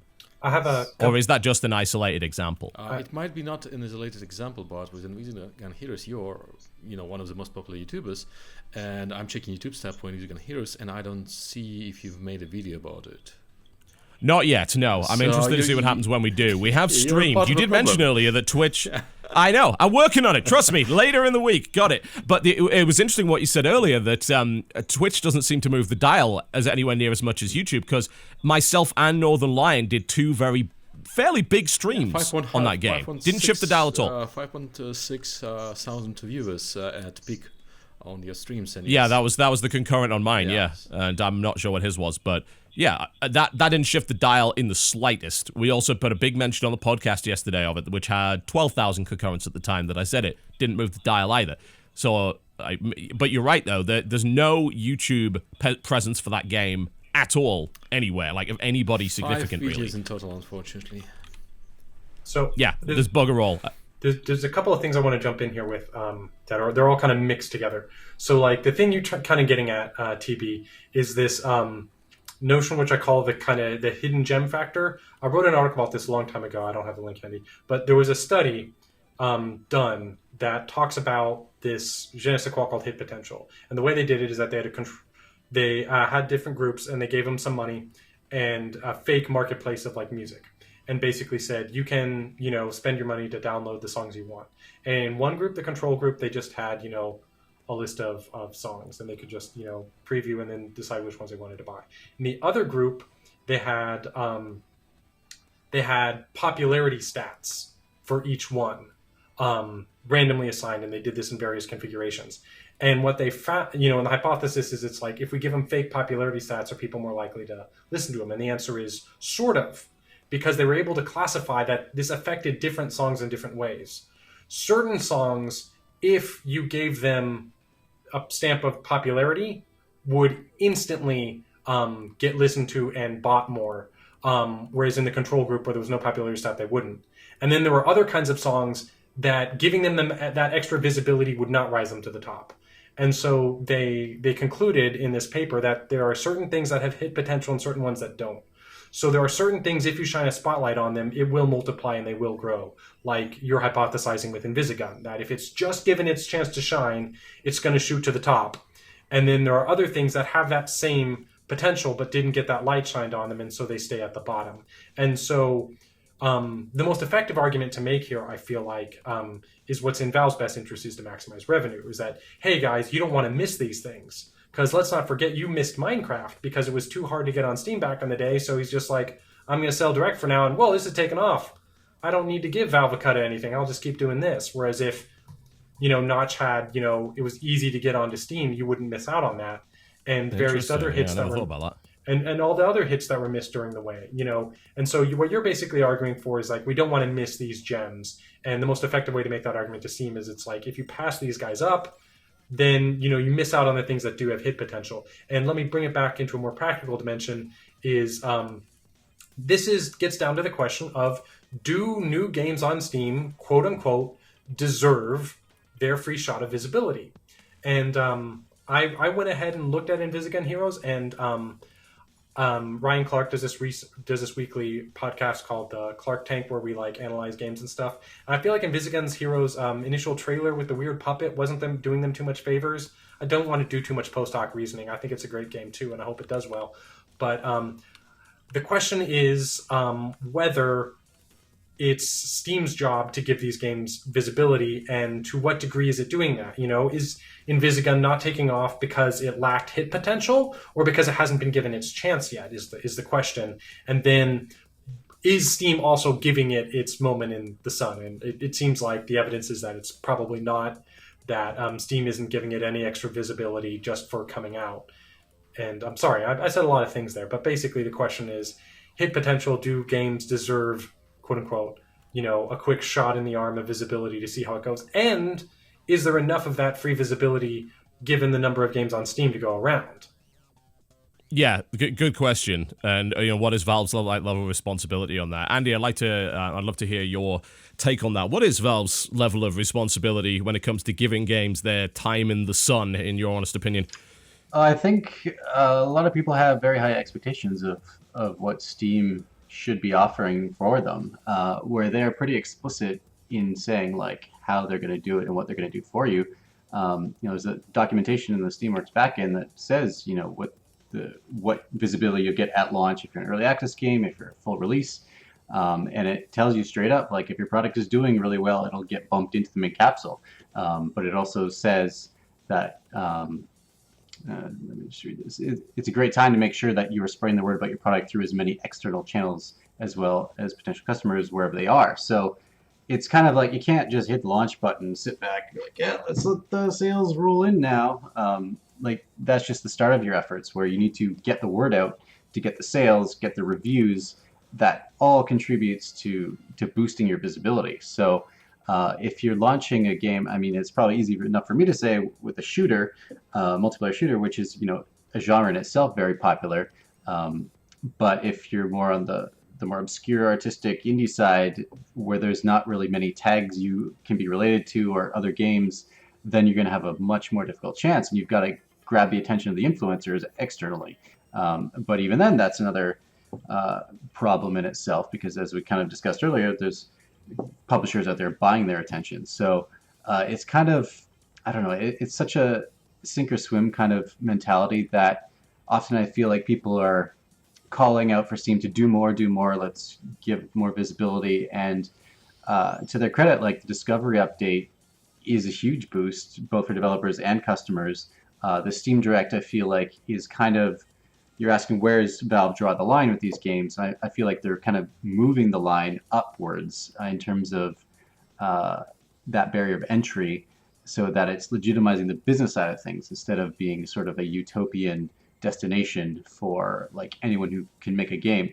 And by the same token, Valve probably recognizes that they're not a monopoly anymore. Like, it's not, there's GOG out there, there's Itch is a new platform for indies to get on there with like low fees. I haven't even looked at that personally, but I've heard a lot about it. Zero fees, I believe, exactly. actually, in many respects. So Valve is... Steam is a monopoly. Yeah. True, that was the one thing I was going to bring up. Technically, they're not, but their market share has got to be so vast that they are an effective monopoly outside of the really big releases published by EA on Origin that are so large that you can't ignore them, right? Yeah, if you talk about overall gaming markets, they like a small share. They only control a small share of it, like maybe close to 15%. And I'm talking about PC market, not overall gaming market.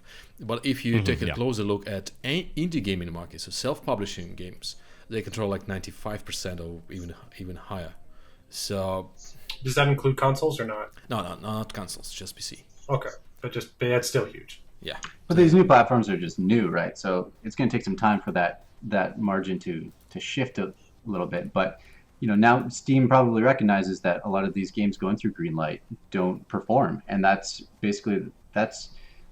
the measure of everything for them, is like how well are you selling. That's how you appear in the top sellers. It's gross revenue, and whether that's from game copies or DLCs or selling crate keys in Counter-Strike Go, like that's what's boosting the visibility of these games. And so I think they just, at the end of the day, they're just trying to maximize what they're going to profit, and if a game is proven to be selling well, it will, and it'll continue to. But if it's not at all, then they tried. They gave you the opportunity, but it's just not working out. So just to clarify that point, by the way, because I think this might be something that at least your casual observer and your viewer is missing or misinterpreting.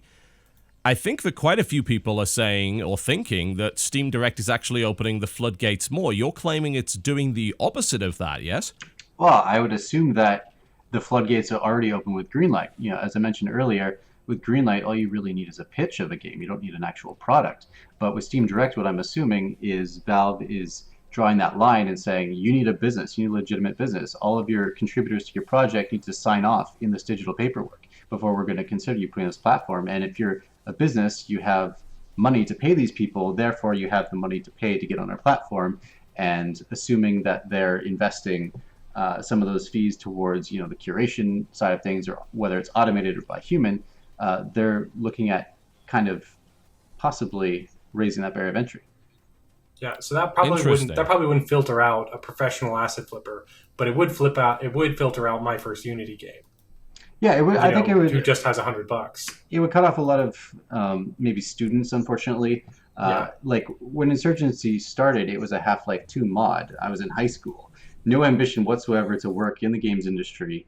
It just wanted to play this game, and it didn't exist, so we had to make it. And got a couple dozen volunteers from around the world to contribute to it. And at the time, Steam wasn't even taking on any external mods or anything until 2008, and the mod released in 2007. So that it just wasn't even a possibility. But if we went through that same cycle again today, like the process would be Greenlight and now Steam Direct to get it into early access, to get the revenue going and get the game made. So, but in order to even get there, like you need a business. So it's not like you can just be a student or just a hobbyist, get drunk one night, and not as a student, but get drunk, put up this concept, get it thumbs up, and all of a sudden you've got a store page. So I think like you're going to lose a lot of those kind of more amateur efforts. That's not a loss actually, but when we're talking about people that are serious about a game, registering a company, well, at least in Europe, takes like 15 minutes. So yeah, it is a responsibility because you have to file taxes and everything. But if you're kind of serious about the game, that's not going to be a major issue. $5,000 on the other part is going to be an issue for people from poor countries. And I can talk from my personal experience. I was born in Ukraine, and when I was working at my third or fourth job as mid-level manager, I was making $150 per month. That was my whole salary. And I bought an apartment for $3,000. And that was a really good deal if you just divided by, it was like 20 my 20 salaries. So it was a pretty good deal. Not rent, bought. Sorry? Bought. I borrowed some money and bought it. Yes.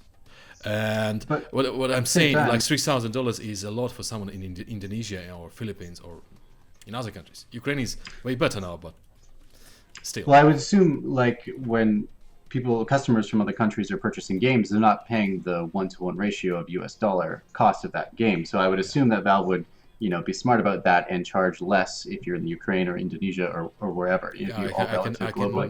I can open a But company in a tax Ukraine in 15 But minutes. yeah, I guess. But so. attack surface that kind of encourages you to create a shell company in Ukraine or Indonesia, and then or a publisher. and it's like That was the first thing I was going to say. It's like, all right, well, I mean, we've already seen people they dodge or use cheaper regional game keys. For instance, is one of the big G2A problems. That a lot of these cheaper games get sold to people that they really shouldn't be sold to, and so on and so forth. So, but you are right, though. That is a fairly major concern that a lot of people are overlooking, that if there is going to be a fee, it's going to be disproportionately punishing to certain regions over others. Right. So one thing I would like to, if you're up for it, is to kind of discuss, if everyone thinks it's interesting, is Sergey's idea for a sales buffer, kind of bubble you have to reach before your game launches on Steam. I do want to briefly mention that doesn't cover the case of free and free-to-play games, but I would like to mention that aspect is a solved problem largely. The pioneering Flash Portals, Newgrounds, and Congregate have basically solved that through an under-judgment system where they have just a fire hose of 100 times as many games as get onto Greenlight, and just garbage and porn and horrible things, and they have some brief filtering for content, but then most of it just goes up and it has no user rating. Its user rating is under judgment, and there's a period where people will go on and give it a rating, and they can do that because it's free. It doesn't cost anything to download. That's why you can't do it with paid games. And then once it's reached a critical mass, it only at that point, A, shows you a user rating, because at that point it has enough to not be biased, and B, enters the proper part of the store. So that is how you would do it for free and free-to-play games, in my opinion. Throw in whatever paperwork requirements you want. But here's the thing. 1 second on that one, though. It's not necessarily impossible to do it with a paid game. You could actually, in theory, implement a system where you end up having a certain number of limited, say, trial copies available of the title for free that are used as part of that verification, almost like I'm sure this is done for competitions as well, like almost like a competition demo that's submitted and then judged. It doesn't even have to be the full product as long as it's enough of it, and to get an impression, a bit of feedback from a select group of maybe randomly selected users. And you could still use that as some sort of value judgment. Yes, actually, I think. if you implement it like a jury duty, so you get a pop-up, you've been randomly assigned the game to judge, you get it for free. So I'd imagine a lot of people would not decline this opportunity to judge a game, and if it's I think so. And it's actually something I did discuss with Valve at one point regarding Greenlight, and I said to him, look, nobody participated in Greenlight after at least the first couple of waves because there was no reason for them to. There was no reward for it outside, of course, of the illegitimate ones where they're giving you keys to vote for their stuff. There's no incentive to be involved in the Greenlight system at all. If you actually add an incentive, then suddenly you can mobilize parts of your user base to be useful for you. I think I think each of these ideas we should analyze the attack surface. So I think the attack surface of that with a paid game is these are just devil's advocates ideas I'm throwing out. Is one, of course, yeah, which is required. The precedent for this is the IGF, where you have which has chronically had all these problems with getting enough people to dedicate time to go through and judge these sorts of things, because the incentive is you get a free game. But if we're talking about this to stem the flood, the 99% of those are going to be the kind of games that most people probably don't want to play. So yeah. While it's like, yeah, you'll get, maybe you'll be chosen to be a jurist for, the next Call of Duty or the next, Mass Effect or something. It's like, woohoo, that's great. Yeah, it should get on, and awesome, I get a free copy of Mass Effect. But a lot of people will just be like, oh, I got a great copy of Butt Simulator. For all your butt simulation. I mean, I think with stuff like Mass Effect, you never need something like that to begin with, right? What if the system actually uses games you bought previously? And if you bought Butt Simulator 1, you get bloody boobs and whatever. Yeah, I mean, you already have those. The Discovery system already has that information on you. And more besides that, it could be used to tie into some sort of assignment, so that you get a little bit of a better impression of it. You don't need to... I honestly thought Greenlight should have been like that in the first place. That the only reason you should ever be allowed on Greenlight is if you had a playable demo, and then people had to assess it based on having played that demo. I guarantee you someone's going to make a Butt Simulator now and put it on Steam. I'm sure there is already. I'm almost certain it already exists. I think the game that I mentioned earlier is pretty much that anyway, right? Yeah. Or there's Poop in My Soup, I'm pretty sure is that game. But whatever. I hate them. I'm sorry, I hate them. But so it's a cool idea, and I think we should discuss it too. But getting back to Sergey's idea, what do people think about it? What are its vulnerabilities and its pros and cons? Yeah, Andy, I'd love to hear your opinion on that in particular. This whole notion of the sales buffer and having to get a certain number of people to commit to buying it as proof that this thing actually is worth anybody's time. I think that's an interesting hybrid of Greenlight in its current form and kind of what crowdfunding is doing. So, if I imagine it correctly, you would put up the game concept / like playable demo and be able to experience it before you vote with your wallet, essentially. And if you reach that threshold, your game is funded because you got those pre-orders and it goes up on the store. But if you don't reach that, then you're SOL. Yeah, but the game is not funded per se, because you already finished the game. So it's only to get you on the store. So it's not a crowdfunding platform. It's just a proof that the game has actual, audience, and you are able to reach this audience. It's something similar to when you try to get funded by investors. They want you to do a test run in I'm not talking about IT stuff. I'm talking like actual stuff. Like, you want to do a Chicago trial basically for any new product. So if you can reach 1,000 customers in Chicago with your new, I don't know, hand cream, they will give you money for mass production. If not, it's not worth it. So it's going to be like this. So how would like early access factor into this? Because it's kind of like the same thing. You're getting your game on the platform. People are paying for it, but I guess you're keeping the money instead of trying to work towards something. Well, you're keeping the money because after you release a game, and after 3 months passes, you get your money from Valve as usual as a check. So it's a system that is hardly gameable by a developer, because if people pre-order the game is released, but everyone sees that it's a bad game, they will just request a refund, and that's gonna be it. You won't get any money. You'll be on Steam, so that's true, but you won't get any money from those pre-orders. One thing that kind of strikes me about it is, one thing in its favor is that it is tracking a metric that correlates sales better than Greenlight enthusiasm, and the metric it's using is sales, or at least I'm putting my actual money here, because you get very different answers between would you buy this for $5 and give me $5 for this to prove you would buy it, and ultimately that's the, for better or for worse, that is the metric that Valve really cares about. And so that's kind of the carrot to, nudge them along with.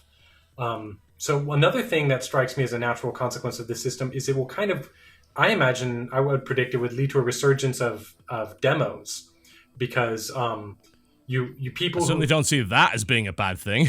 Yeah, so suddenly, that was a big part of Defender's Quest success. We weren't on Steam for 9 months back in 2000, gosh, 12. I'm old. And almost all of our sales came directly from our browser demo. Back in the day, we were a Flash game originally. We're now on a new engine, but back then we just had this little browser demo. And Congregate Newgrounds, our own website, that's where like almost all our sales came from. It's not typical because demos usually only work for people who can make a good demo that is representative of the game and cuts off at the right point and is compelling, which is a skill you just had to have if you had our sales strategy. And I kind of feel like the people who will do the best on Steam are people, with a sales buffer system, are people who are like, it's not just got a sexy pitch with like a nice video and screenshots, but you can also kind of sink your teeth into it and know that this game's really going to be released and you have a good idea of what you're going to play. Maybe you can blow past your buffer a little faster. If it feels like it gives the advantage to the. Yeah, I also think. Yeah. Sorry. I also think that one important thing here that will decrease a tendency to underprice your games, because what we're seeing right now is that the average price is going lower and lower on Steam. In this particular case, if the barrier is $5,000, not 5,000 copies, you will be inclined to price the game higher, because it's easier to get 500 people to commit $10 than to get 5,000 people to commit $1.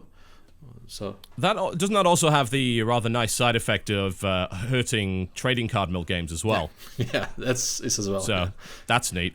Andy, you were about to make a comment. Yeah, I think it's an interesting idea, especially because from a development standpoint, earlier on you want to create a minimum viable product, and which essentially could be a demo, right?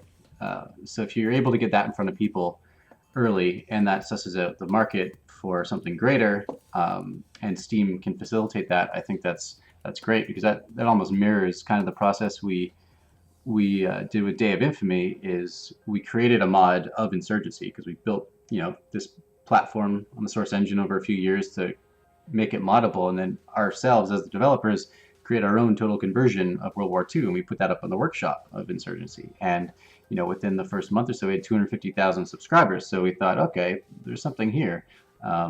We could probably bring this to market. So kind of having that, it was essentially our demo, our minimum viable product, but the risks there are people are going to get a first impression that will very most likely change, especially if you are able to validate that product on Steam through this system, and you're able to take it further. It could change, but I guess that initial kind of demo would go off into the ether, or would that be built on top of as the actual game? Not sure how that would work, but I guess the key component of this idea working is kind of the limited time frame that you have to make or break that product. Yeah, presumably. Now, Sergey, are you proposing that they have the Gold Master in hand when they submit, or that they better have it at the end of the 30 days or everyone gets their money back? Well, and we forget about you. I propose that you should have a Gold Master when you submit, because my idea is that if the game passes the barrier earlier, it gets released immediately. So it's more insensitive for people to encourage the friend to pre-order the game so everyone can play it. And we saw that Tiny Build tried the system, and it actually helped them, because people got excited about being able to influence the release date of a game. So right, with their little Punch Club, yeah. That's cool. Interesting ideas. But overall, I feel like we should be looking into this, and not just us, but everyone discussing it through Valve's eyes. And Valve will not hire more people to do mundane jobs, because that's not what Valve is, and it's not what makes Valve great, and I respect that. There is a reason why Wargaming has 4,000 employees for 4 games and Riot has 1,500 employees for 1 game. It's because customer support is tricky and it's hard to automate it, but Valve manages to do it to some extent, which is, great respect. So they will not hire more people for this kind of stuff. They will not do it manually, obviously, and they will try to automate as much as possible. They are not responsible for your game's success.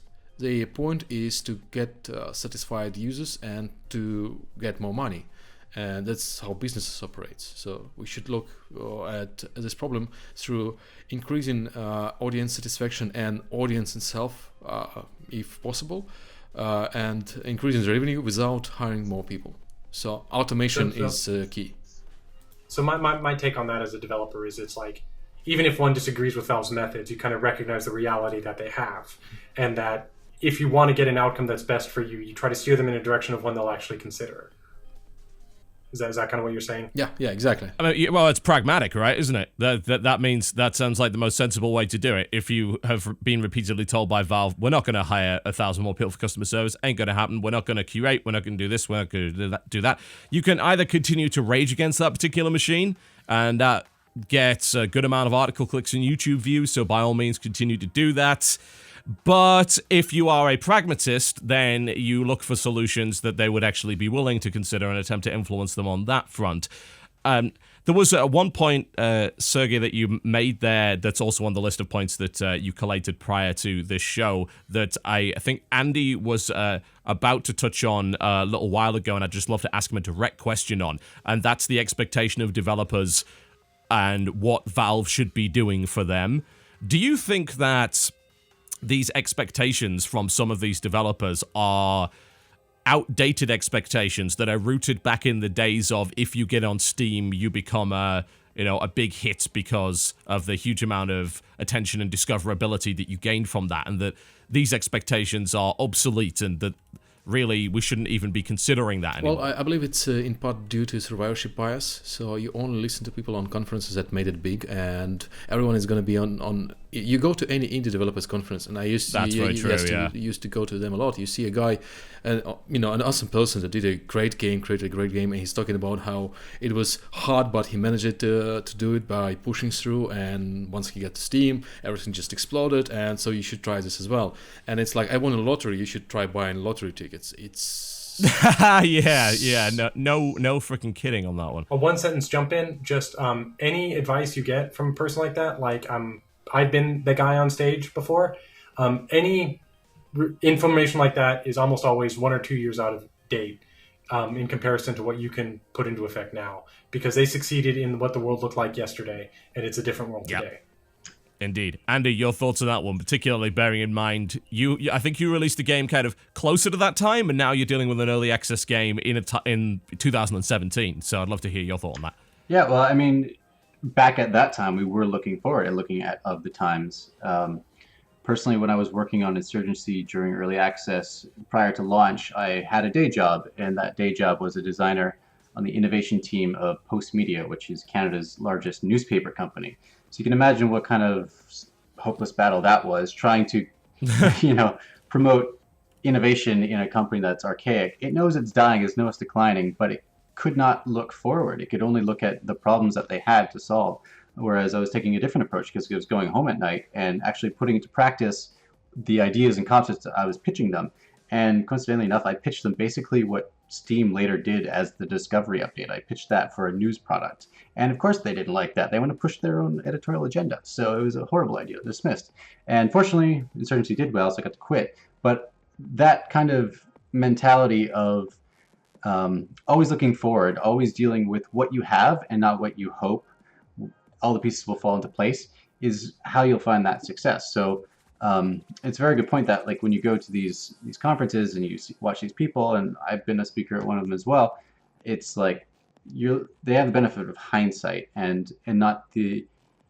Usually the constant is that these people had the foresight in that period of time to move forward. So I don't know what my point is, but essentially you can't always look to the past for all the answers, especially now, Valve is looking forward. They're always, if Valve was reacting to the old ways of publishing, Steam wouldn't exist anymore because they would just try and transfer that over. They've always been forward thinking and setting the pace of how the industry is moving in terms of innovation. So I've been on Steam for 13 years since the beta, and I've worked with Valve's technology with the source engine for just as long, and it's like, in Valve we trust, essentially. So I look to them with a certain degree of trust and think about, okay, this is the reality of what they're setting. How can we work with this instead of picking it apart and trying to build up a new agenda on our terms? So yeah, I think that sums it up. Okay. Now, I suppose we're drawing towards a conclusion at this point, having pretty much hit on a lot of the points that we wanted to. And I just want to ask all of you at the moment, we are hearing so much about this entire system. We're hearing doomsaying prophecies. We are hearing a lot of negativity. And I want to just get your general impression when it comes to the state of Steam. What kind of state is Steam in for developers? And also, what kind of state do you think that Steam is in for consumers? Is it really as bad as some people, possibly myself included, are making out to be on YouTube or on a website or on Twitter or whatever? What situation are we in? Starting with Andy. I think it's just a matter of where your perspective is. To me, a lot of these games, Bloody Boobs or something, I didn't hear about until today. This is a way off of my peripheral vision. I'm focused on. God damn it! They owe me commission now for that. I'm curating. Oh no. So, I believe there's a problem for people that aren't succeeding on the platform. I can't deny that. But it's a matter of, where is the fixation? It's kind of like the discovery queue. It gives me the games I want to play, so I don't see all these other ones. And it's working for me as a consumer. As a developer, it's also working for me.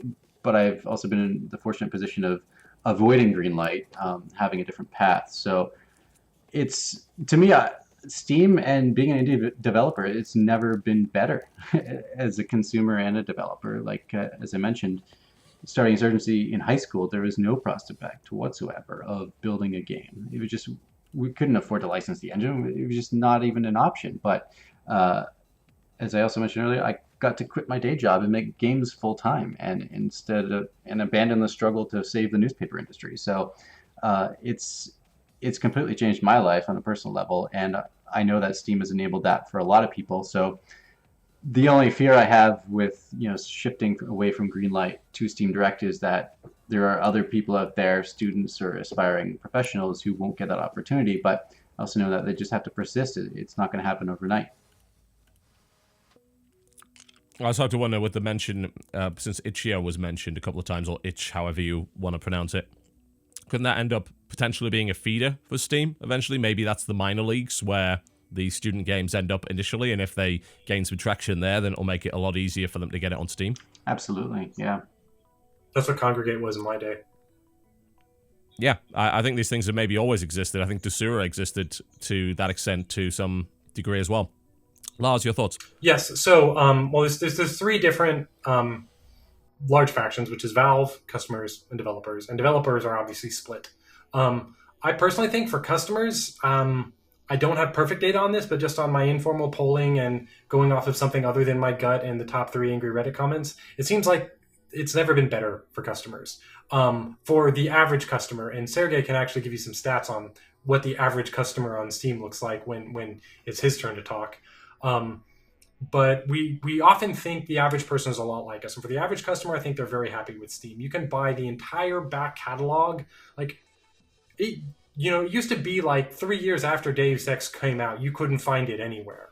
And you probably couldn't get it installed. And all sorts of things like that. You can buy the entire backlog history of PC gaming to a large extent.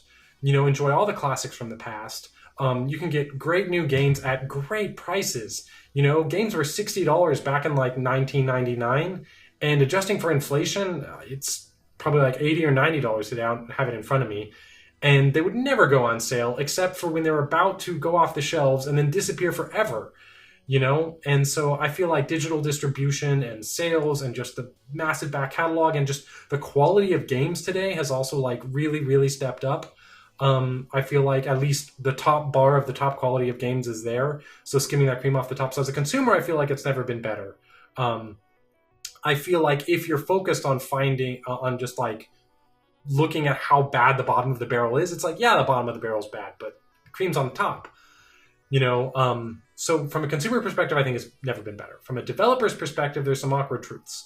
And I feel like the awkward truth is that Steam, it's a little bit inaccurate to say Steam is flooded. It's more accurate to say the games industry is flooded, because it's just a fact that more games are being made at all now than in 2012, than in 2008. It's easier there's more tools than there ever were before that are cheaper, that are freer, that are more available for people to make stuff. And not just in America and Europe, which is where it used to always happen. It's like people from South America, people from China, people from, Japan, which is this wealthy Asian country, has just noticed Steam, like in the past year or two. And in Dev Days, Valve was talking about how, Asia and China are all noticing Steam. We just localized our game to Chinese to get on the bandwagon. And that means Chinese developers, making games like Icy, and Japanese developers who've been making great games forever, indie and large, are all going to come onto Steam, and we're going to have to compete with all of them. And so even if we didn't have the problems of Greenlight or whatever, we would have the problem, quote unquote problem, because it's not a customer problem, it's a developer problem, of all this added competition. And that's when you kind of get like, maybe it would be better if there was something I could afford that my customers, not my competitors couldn't. So that's kind of what's happening. And I think, so from a developer's perspective, I think it's a more challenging place today than it was when you could get on before Greenlight, but before there was a lot of people on it. If you look at my chart on Fortress of Doors, where I have my revenue by year, the worst part of Steam was like a year or 2 or 3 ago when there was a lot of people on Steam, but there was no discovery algorithm. I'm the example of a person who did well in the Golden Age, bad in the Dark Age, and is now back up to a respectable wage. So things are improving. I think things suck for people who make... Ryan Clark on the Clark Tank had a really insightful thing that he brought out while doing our analysis. It used to be back in the day that if you made the kind of edgy, weird games that did well at the IGF, you kind of had a good meal ticket, because Valve used to use that as a mark of curation. It's like, oh, you want an IGF award, onto Steam you go. And then because there wasn't all that much stuff on Steam, everyone would go buy it. Nowadays, that game goes onto Steam just along with everything else, and then people buy Bloody Boobs, or they buy, or they buy Genital Jousting, or whatever, Or they just, don't buy those edgy niche games in the first place, because they're actually... It almost seems like the market for those was falsely inflated prior to the gates being open to everybody else, right? And I'll let you go on record as saying that, not me. But perhaps. Oh, I don't worry. Most of those people don't like me already, so I'm happy to say that. That's not a problem. Yeah, I don't. I think that's quite possibly the case. I don't know to what degree it is, but I mean, everyone does better when there's less competition, except for Naturally. The less competition that was excluded. And so I think Steam, so to sum up, to answer your question, as a developer, it's better for some developers and it's not better for developers who have a problem standing out. I am kind of concerned about the games with the hit potential that are being overlooked. The games without the hit potential, I mean, it's a bad state for them, but like basically there's nothing you can do for a game that even in a hypothetical situation where it got the attention it quote unquote deserved, still didn't sell well. Like there's just nothing. You can't force there. people to buy things. Yeah. Right. So the people who are genuinely losing and worth being sympathetic for are the ones who are missing out on the attention that they could have if they got it. And the question is, it's an open question how many of those there are. I think there's more than a small number, and I'm not quite sure how to solve that problem. I would like to see it solved, because it might be me one day, because I was lucky to get in through the old system. So I think it's better for customers. I think it's better for a lot of developers. It is not better for every developer, because there's more of them than ever before. And just more competition. Every new developer that enters it makes it harder for every other developer. And we just have to decide as a community. Well, actually, Valve will decide for us. That's the truth. And we just try to nudge them in a direction that's better for the interests we want to represent. And I kind of lean towards the side of fairness. I like to think that I can compete on a level playing field, rather than raising barriers. But that's my. Well, maybe that's a Thunderdome you'll get to enter at some point in the not too distant future as a result of this change. We'll see. Sergey, your conclusion. So my conclusion is that we should look at Steam not in a vacuum, but in current market situation. And yes, obviously Steam is the best thing that happened to PC gaming. I'm old enough to remember when PC gaming was dead. And what I'm saying is not dead like in people claiming it's dead, but actually dead when you go to a game store and it's only PlayStation and Xbox games there, and Blizzard games for that matter, and that's it.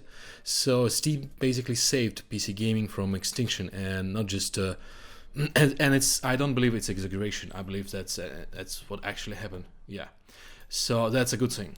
what we're seeing right now is that Steam is growing fast in countries that a lot of people listening to this podcast do not understand. Like China is the third most biggest country on Steam right now, and 2 years ago it was not even in the top 10.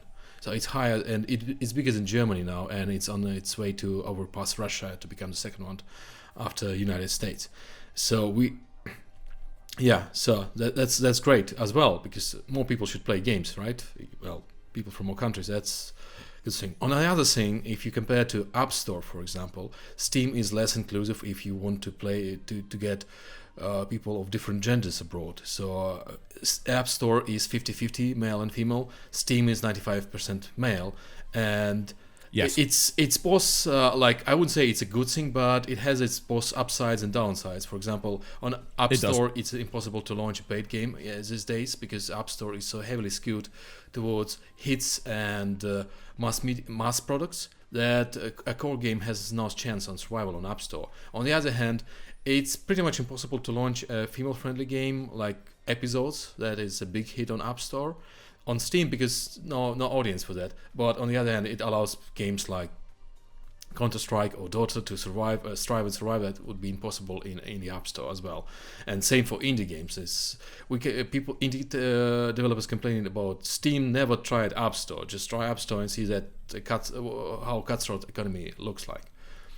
And I've had a look at it. It's pretty damn bad. So it's you stand no chance of survival there with budgets like $5,000. If you can't afford $5,000 for a Steam Direct, you have no chance on App Store, where budget starts like from $500,000 for marketing campaign. So that's both good and bad. People used to judge Steam, basically they take good things from App Store, they take good things from other systems, and they want those good things from Steam as well. So like the simple stuff like the interface, for example, it's goddamn awful on Steam, and people are used to nice things by now, because even Microsoft has improved on the interface part.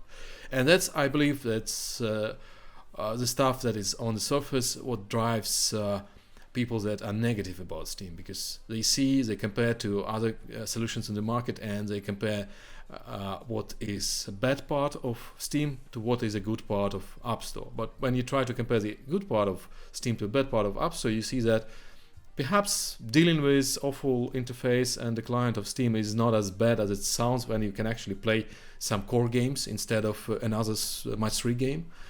So I'd say Steam is in a pretty good spot right now. And talking about competition, there is no competition right now, and Steam pretty much controls its audience.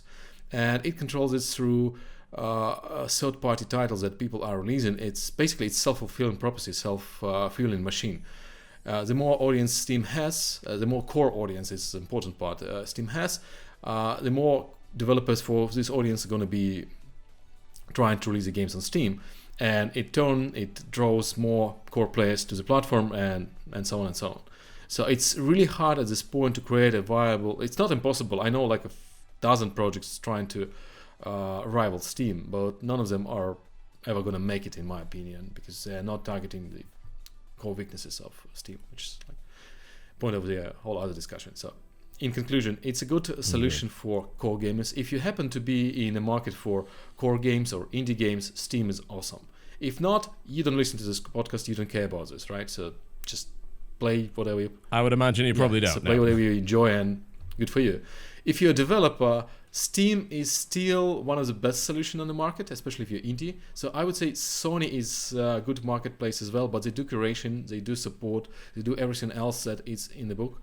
So they might be hard to deal with for a team of 2 people. But if you're like a team of 20 people, I would say Sony is better solution than Steam at the moment. But below that, Steam is awesome. Cool. There's some information. I do want to... Valve was looking for feedback. Well, we just gave you a bunch of it. I do want to mention one thing. Have any of you guys heard of The Fable of the Frogs before by Aesop? So I probably will know of it when you tell me it, but I can't remember it by name. So there's some frogs, and they decide that they want to be cool like all the other civilizations on Earth, and they pray to Zeus to give them a king. And Zeus is like, what do you stupid frogs want a king for? So he throws them a log, and it sinks in the ground. They're like, this log doesn't do anything. It's got a terrible interface. It's not curated, etc. And then Zeus is like, all right, frogs, I'll give you a king. And he sends them a heron, or a kingfisher, if you will, a big bird, stork thing. It starts eating all the frogs. And the frogs are like, Zeus, what have you done? You've sent us this terrible tyrant. He's like, you asked for a king, you got a king, stop complaining. I'm going to go Zeus it up and go have carnal relations with some mortals. You deal with it. And so it's kind of a be careful what you wish for in clamoring for a ruler sort of thing, is that it's like there's a lot of legitimate issues with Steam. But I've seen people talk about Amazon should get in here. Microsoft should get in here. And I'm like, Amazon? Really? Microsoft's already trying, and anyone that's used the Windows 10 store might want to reconsider that. All 5 people that actually use the Windows store, yes. Yeah, so I'm like, it's a free market. Let them try. Competition's good, but it's like, don't wish for a world in which they won and Valve lost. Don't wish. I can imagine a world in which EA is the only game in town on PC, where Amazon's the only game in town on PC, and that's a horrible place as a developer and probably as a customer too. Yeah, I think if EA had won that war initially, then Origin would not be as good as it is now. It would be terrible. It would be beta Steam, possibly even worse than that. It wouldn't have the customer service that it currently does. It's because EA has been forced into that position by the market dominance of Valve. They've been forced to up their game. Yeah, and a lot of people are trying to be the next game in town to knock Steam off their pedestal, and I'm similarly skeptical to Sergey that someone can do it. I think that's ever going to happen. But honestly, I think there's ways it could happen. There's ways it could happen. It would have to be the exact right person with the exact right positioning. And there's a couple companies that could do it if they played their cards exactly right and also got lucky. But it's swimming uphill. I'd love to discuss it with you because it's going to take us a couple of hours. But I see several weak points in Steam that could be attacked. But it will take, as you said, a lot of effort and just the right people. So. Yeah. Plus, you should also be careful to not give that information away for free if you think you know how to do it. He is an analyst. If you're good at something, never do it for free. All right, there, ladies and gentlemen. Good 2 hours or so of discussion on this topic.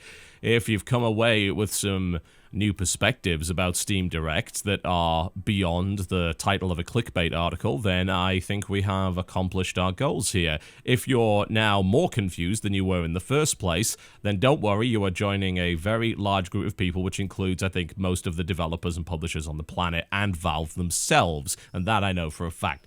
So don't worry, you're in good company. I'd like to thank Sergey, Andrew, and Lars for spending so much time and providing their excellent insights to this show. Thank you to all of you. Go have a look at Sergey's website, steamspy.com, assuming that, I believe it is up and running at the moment. I fixed it. Looks of it. Sure. Yeah. Excellent. Glad to hear that. Oh, I just noticed that We Need to Go Deeper is up the trending ranks there. I need to talk to you about those trending ranks at some point. We'll talk about that later. Andrew, of course, his brand new game, Day of Infamy, currently on early access. And, of course, the excellent Insurgency popping up in bundles and sales near you. Absolutely worth picking up. Completely fantastic game that I'm absolutely awful at, that I will tell you for a fact. Great multiplayer shooter. And last but by no means least, Mr. Lars Doucet. Yes? Doucet. It's French. It's pronounced both ways, but mine's close enough. Doucet. I mean, for an Englishman, that wasn't bad. You've got to give me credit for that one.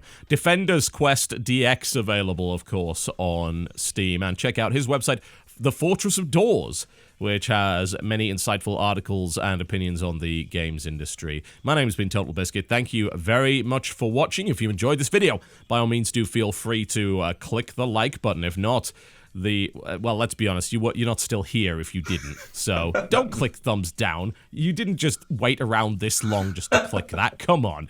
You're not fooling anybody. I can see it in the analytics. You can't lie to me. I will see you next time.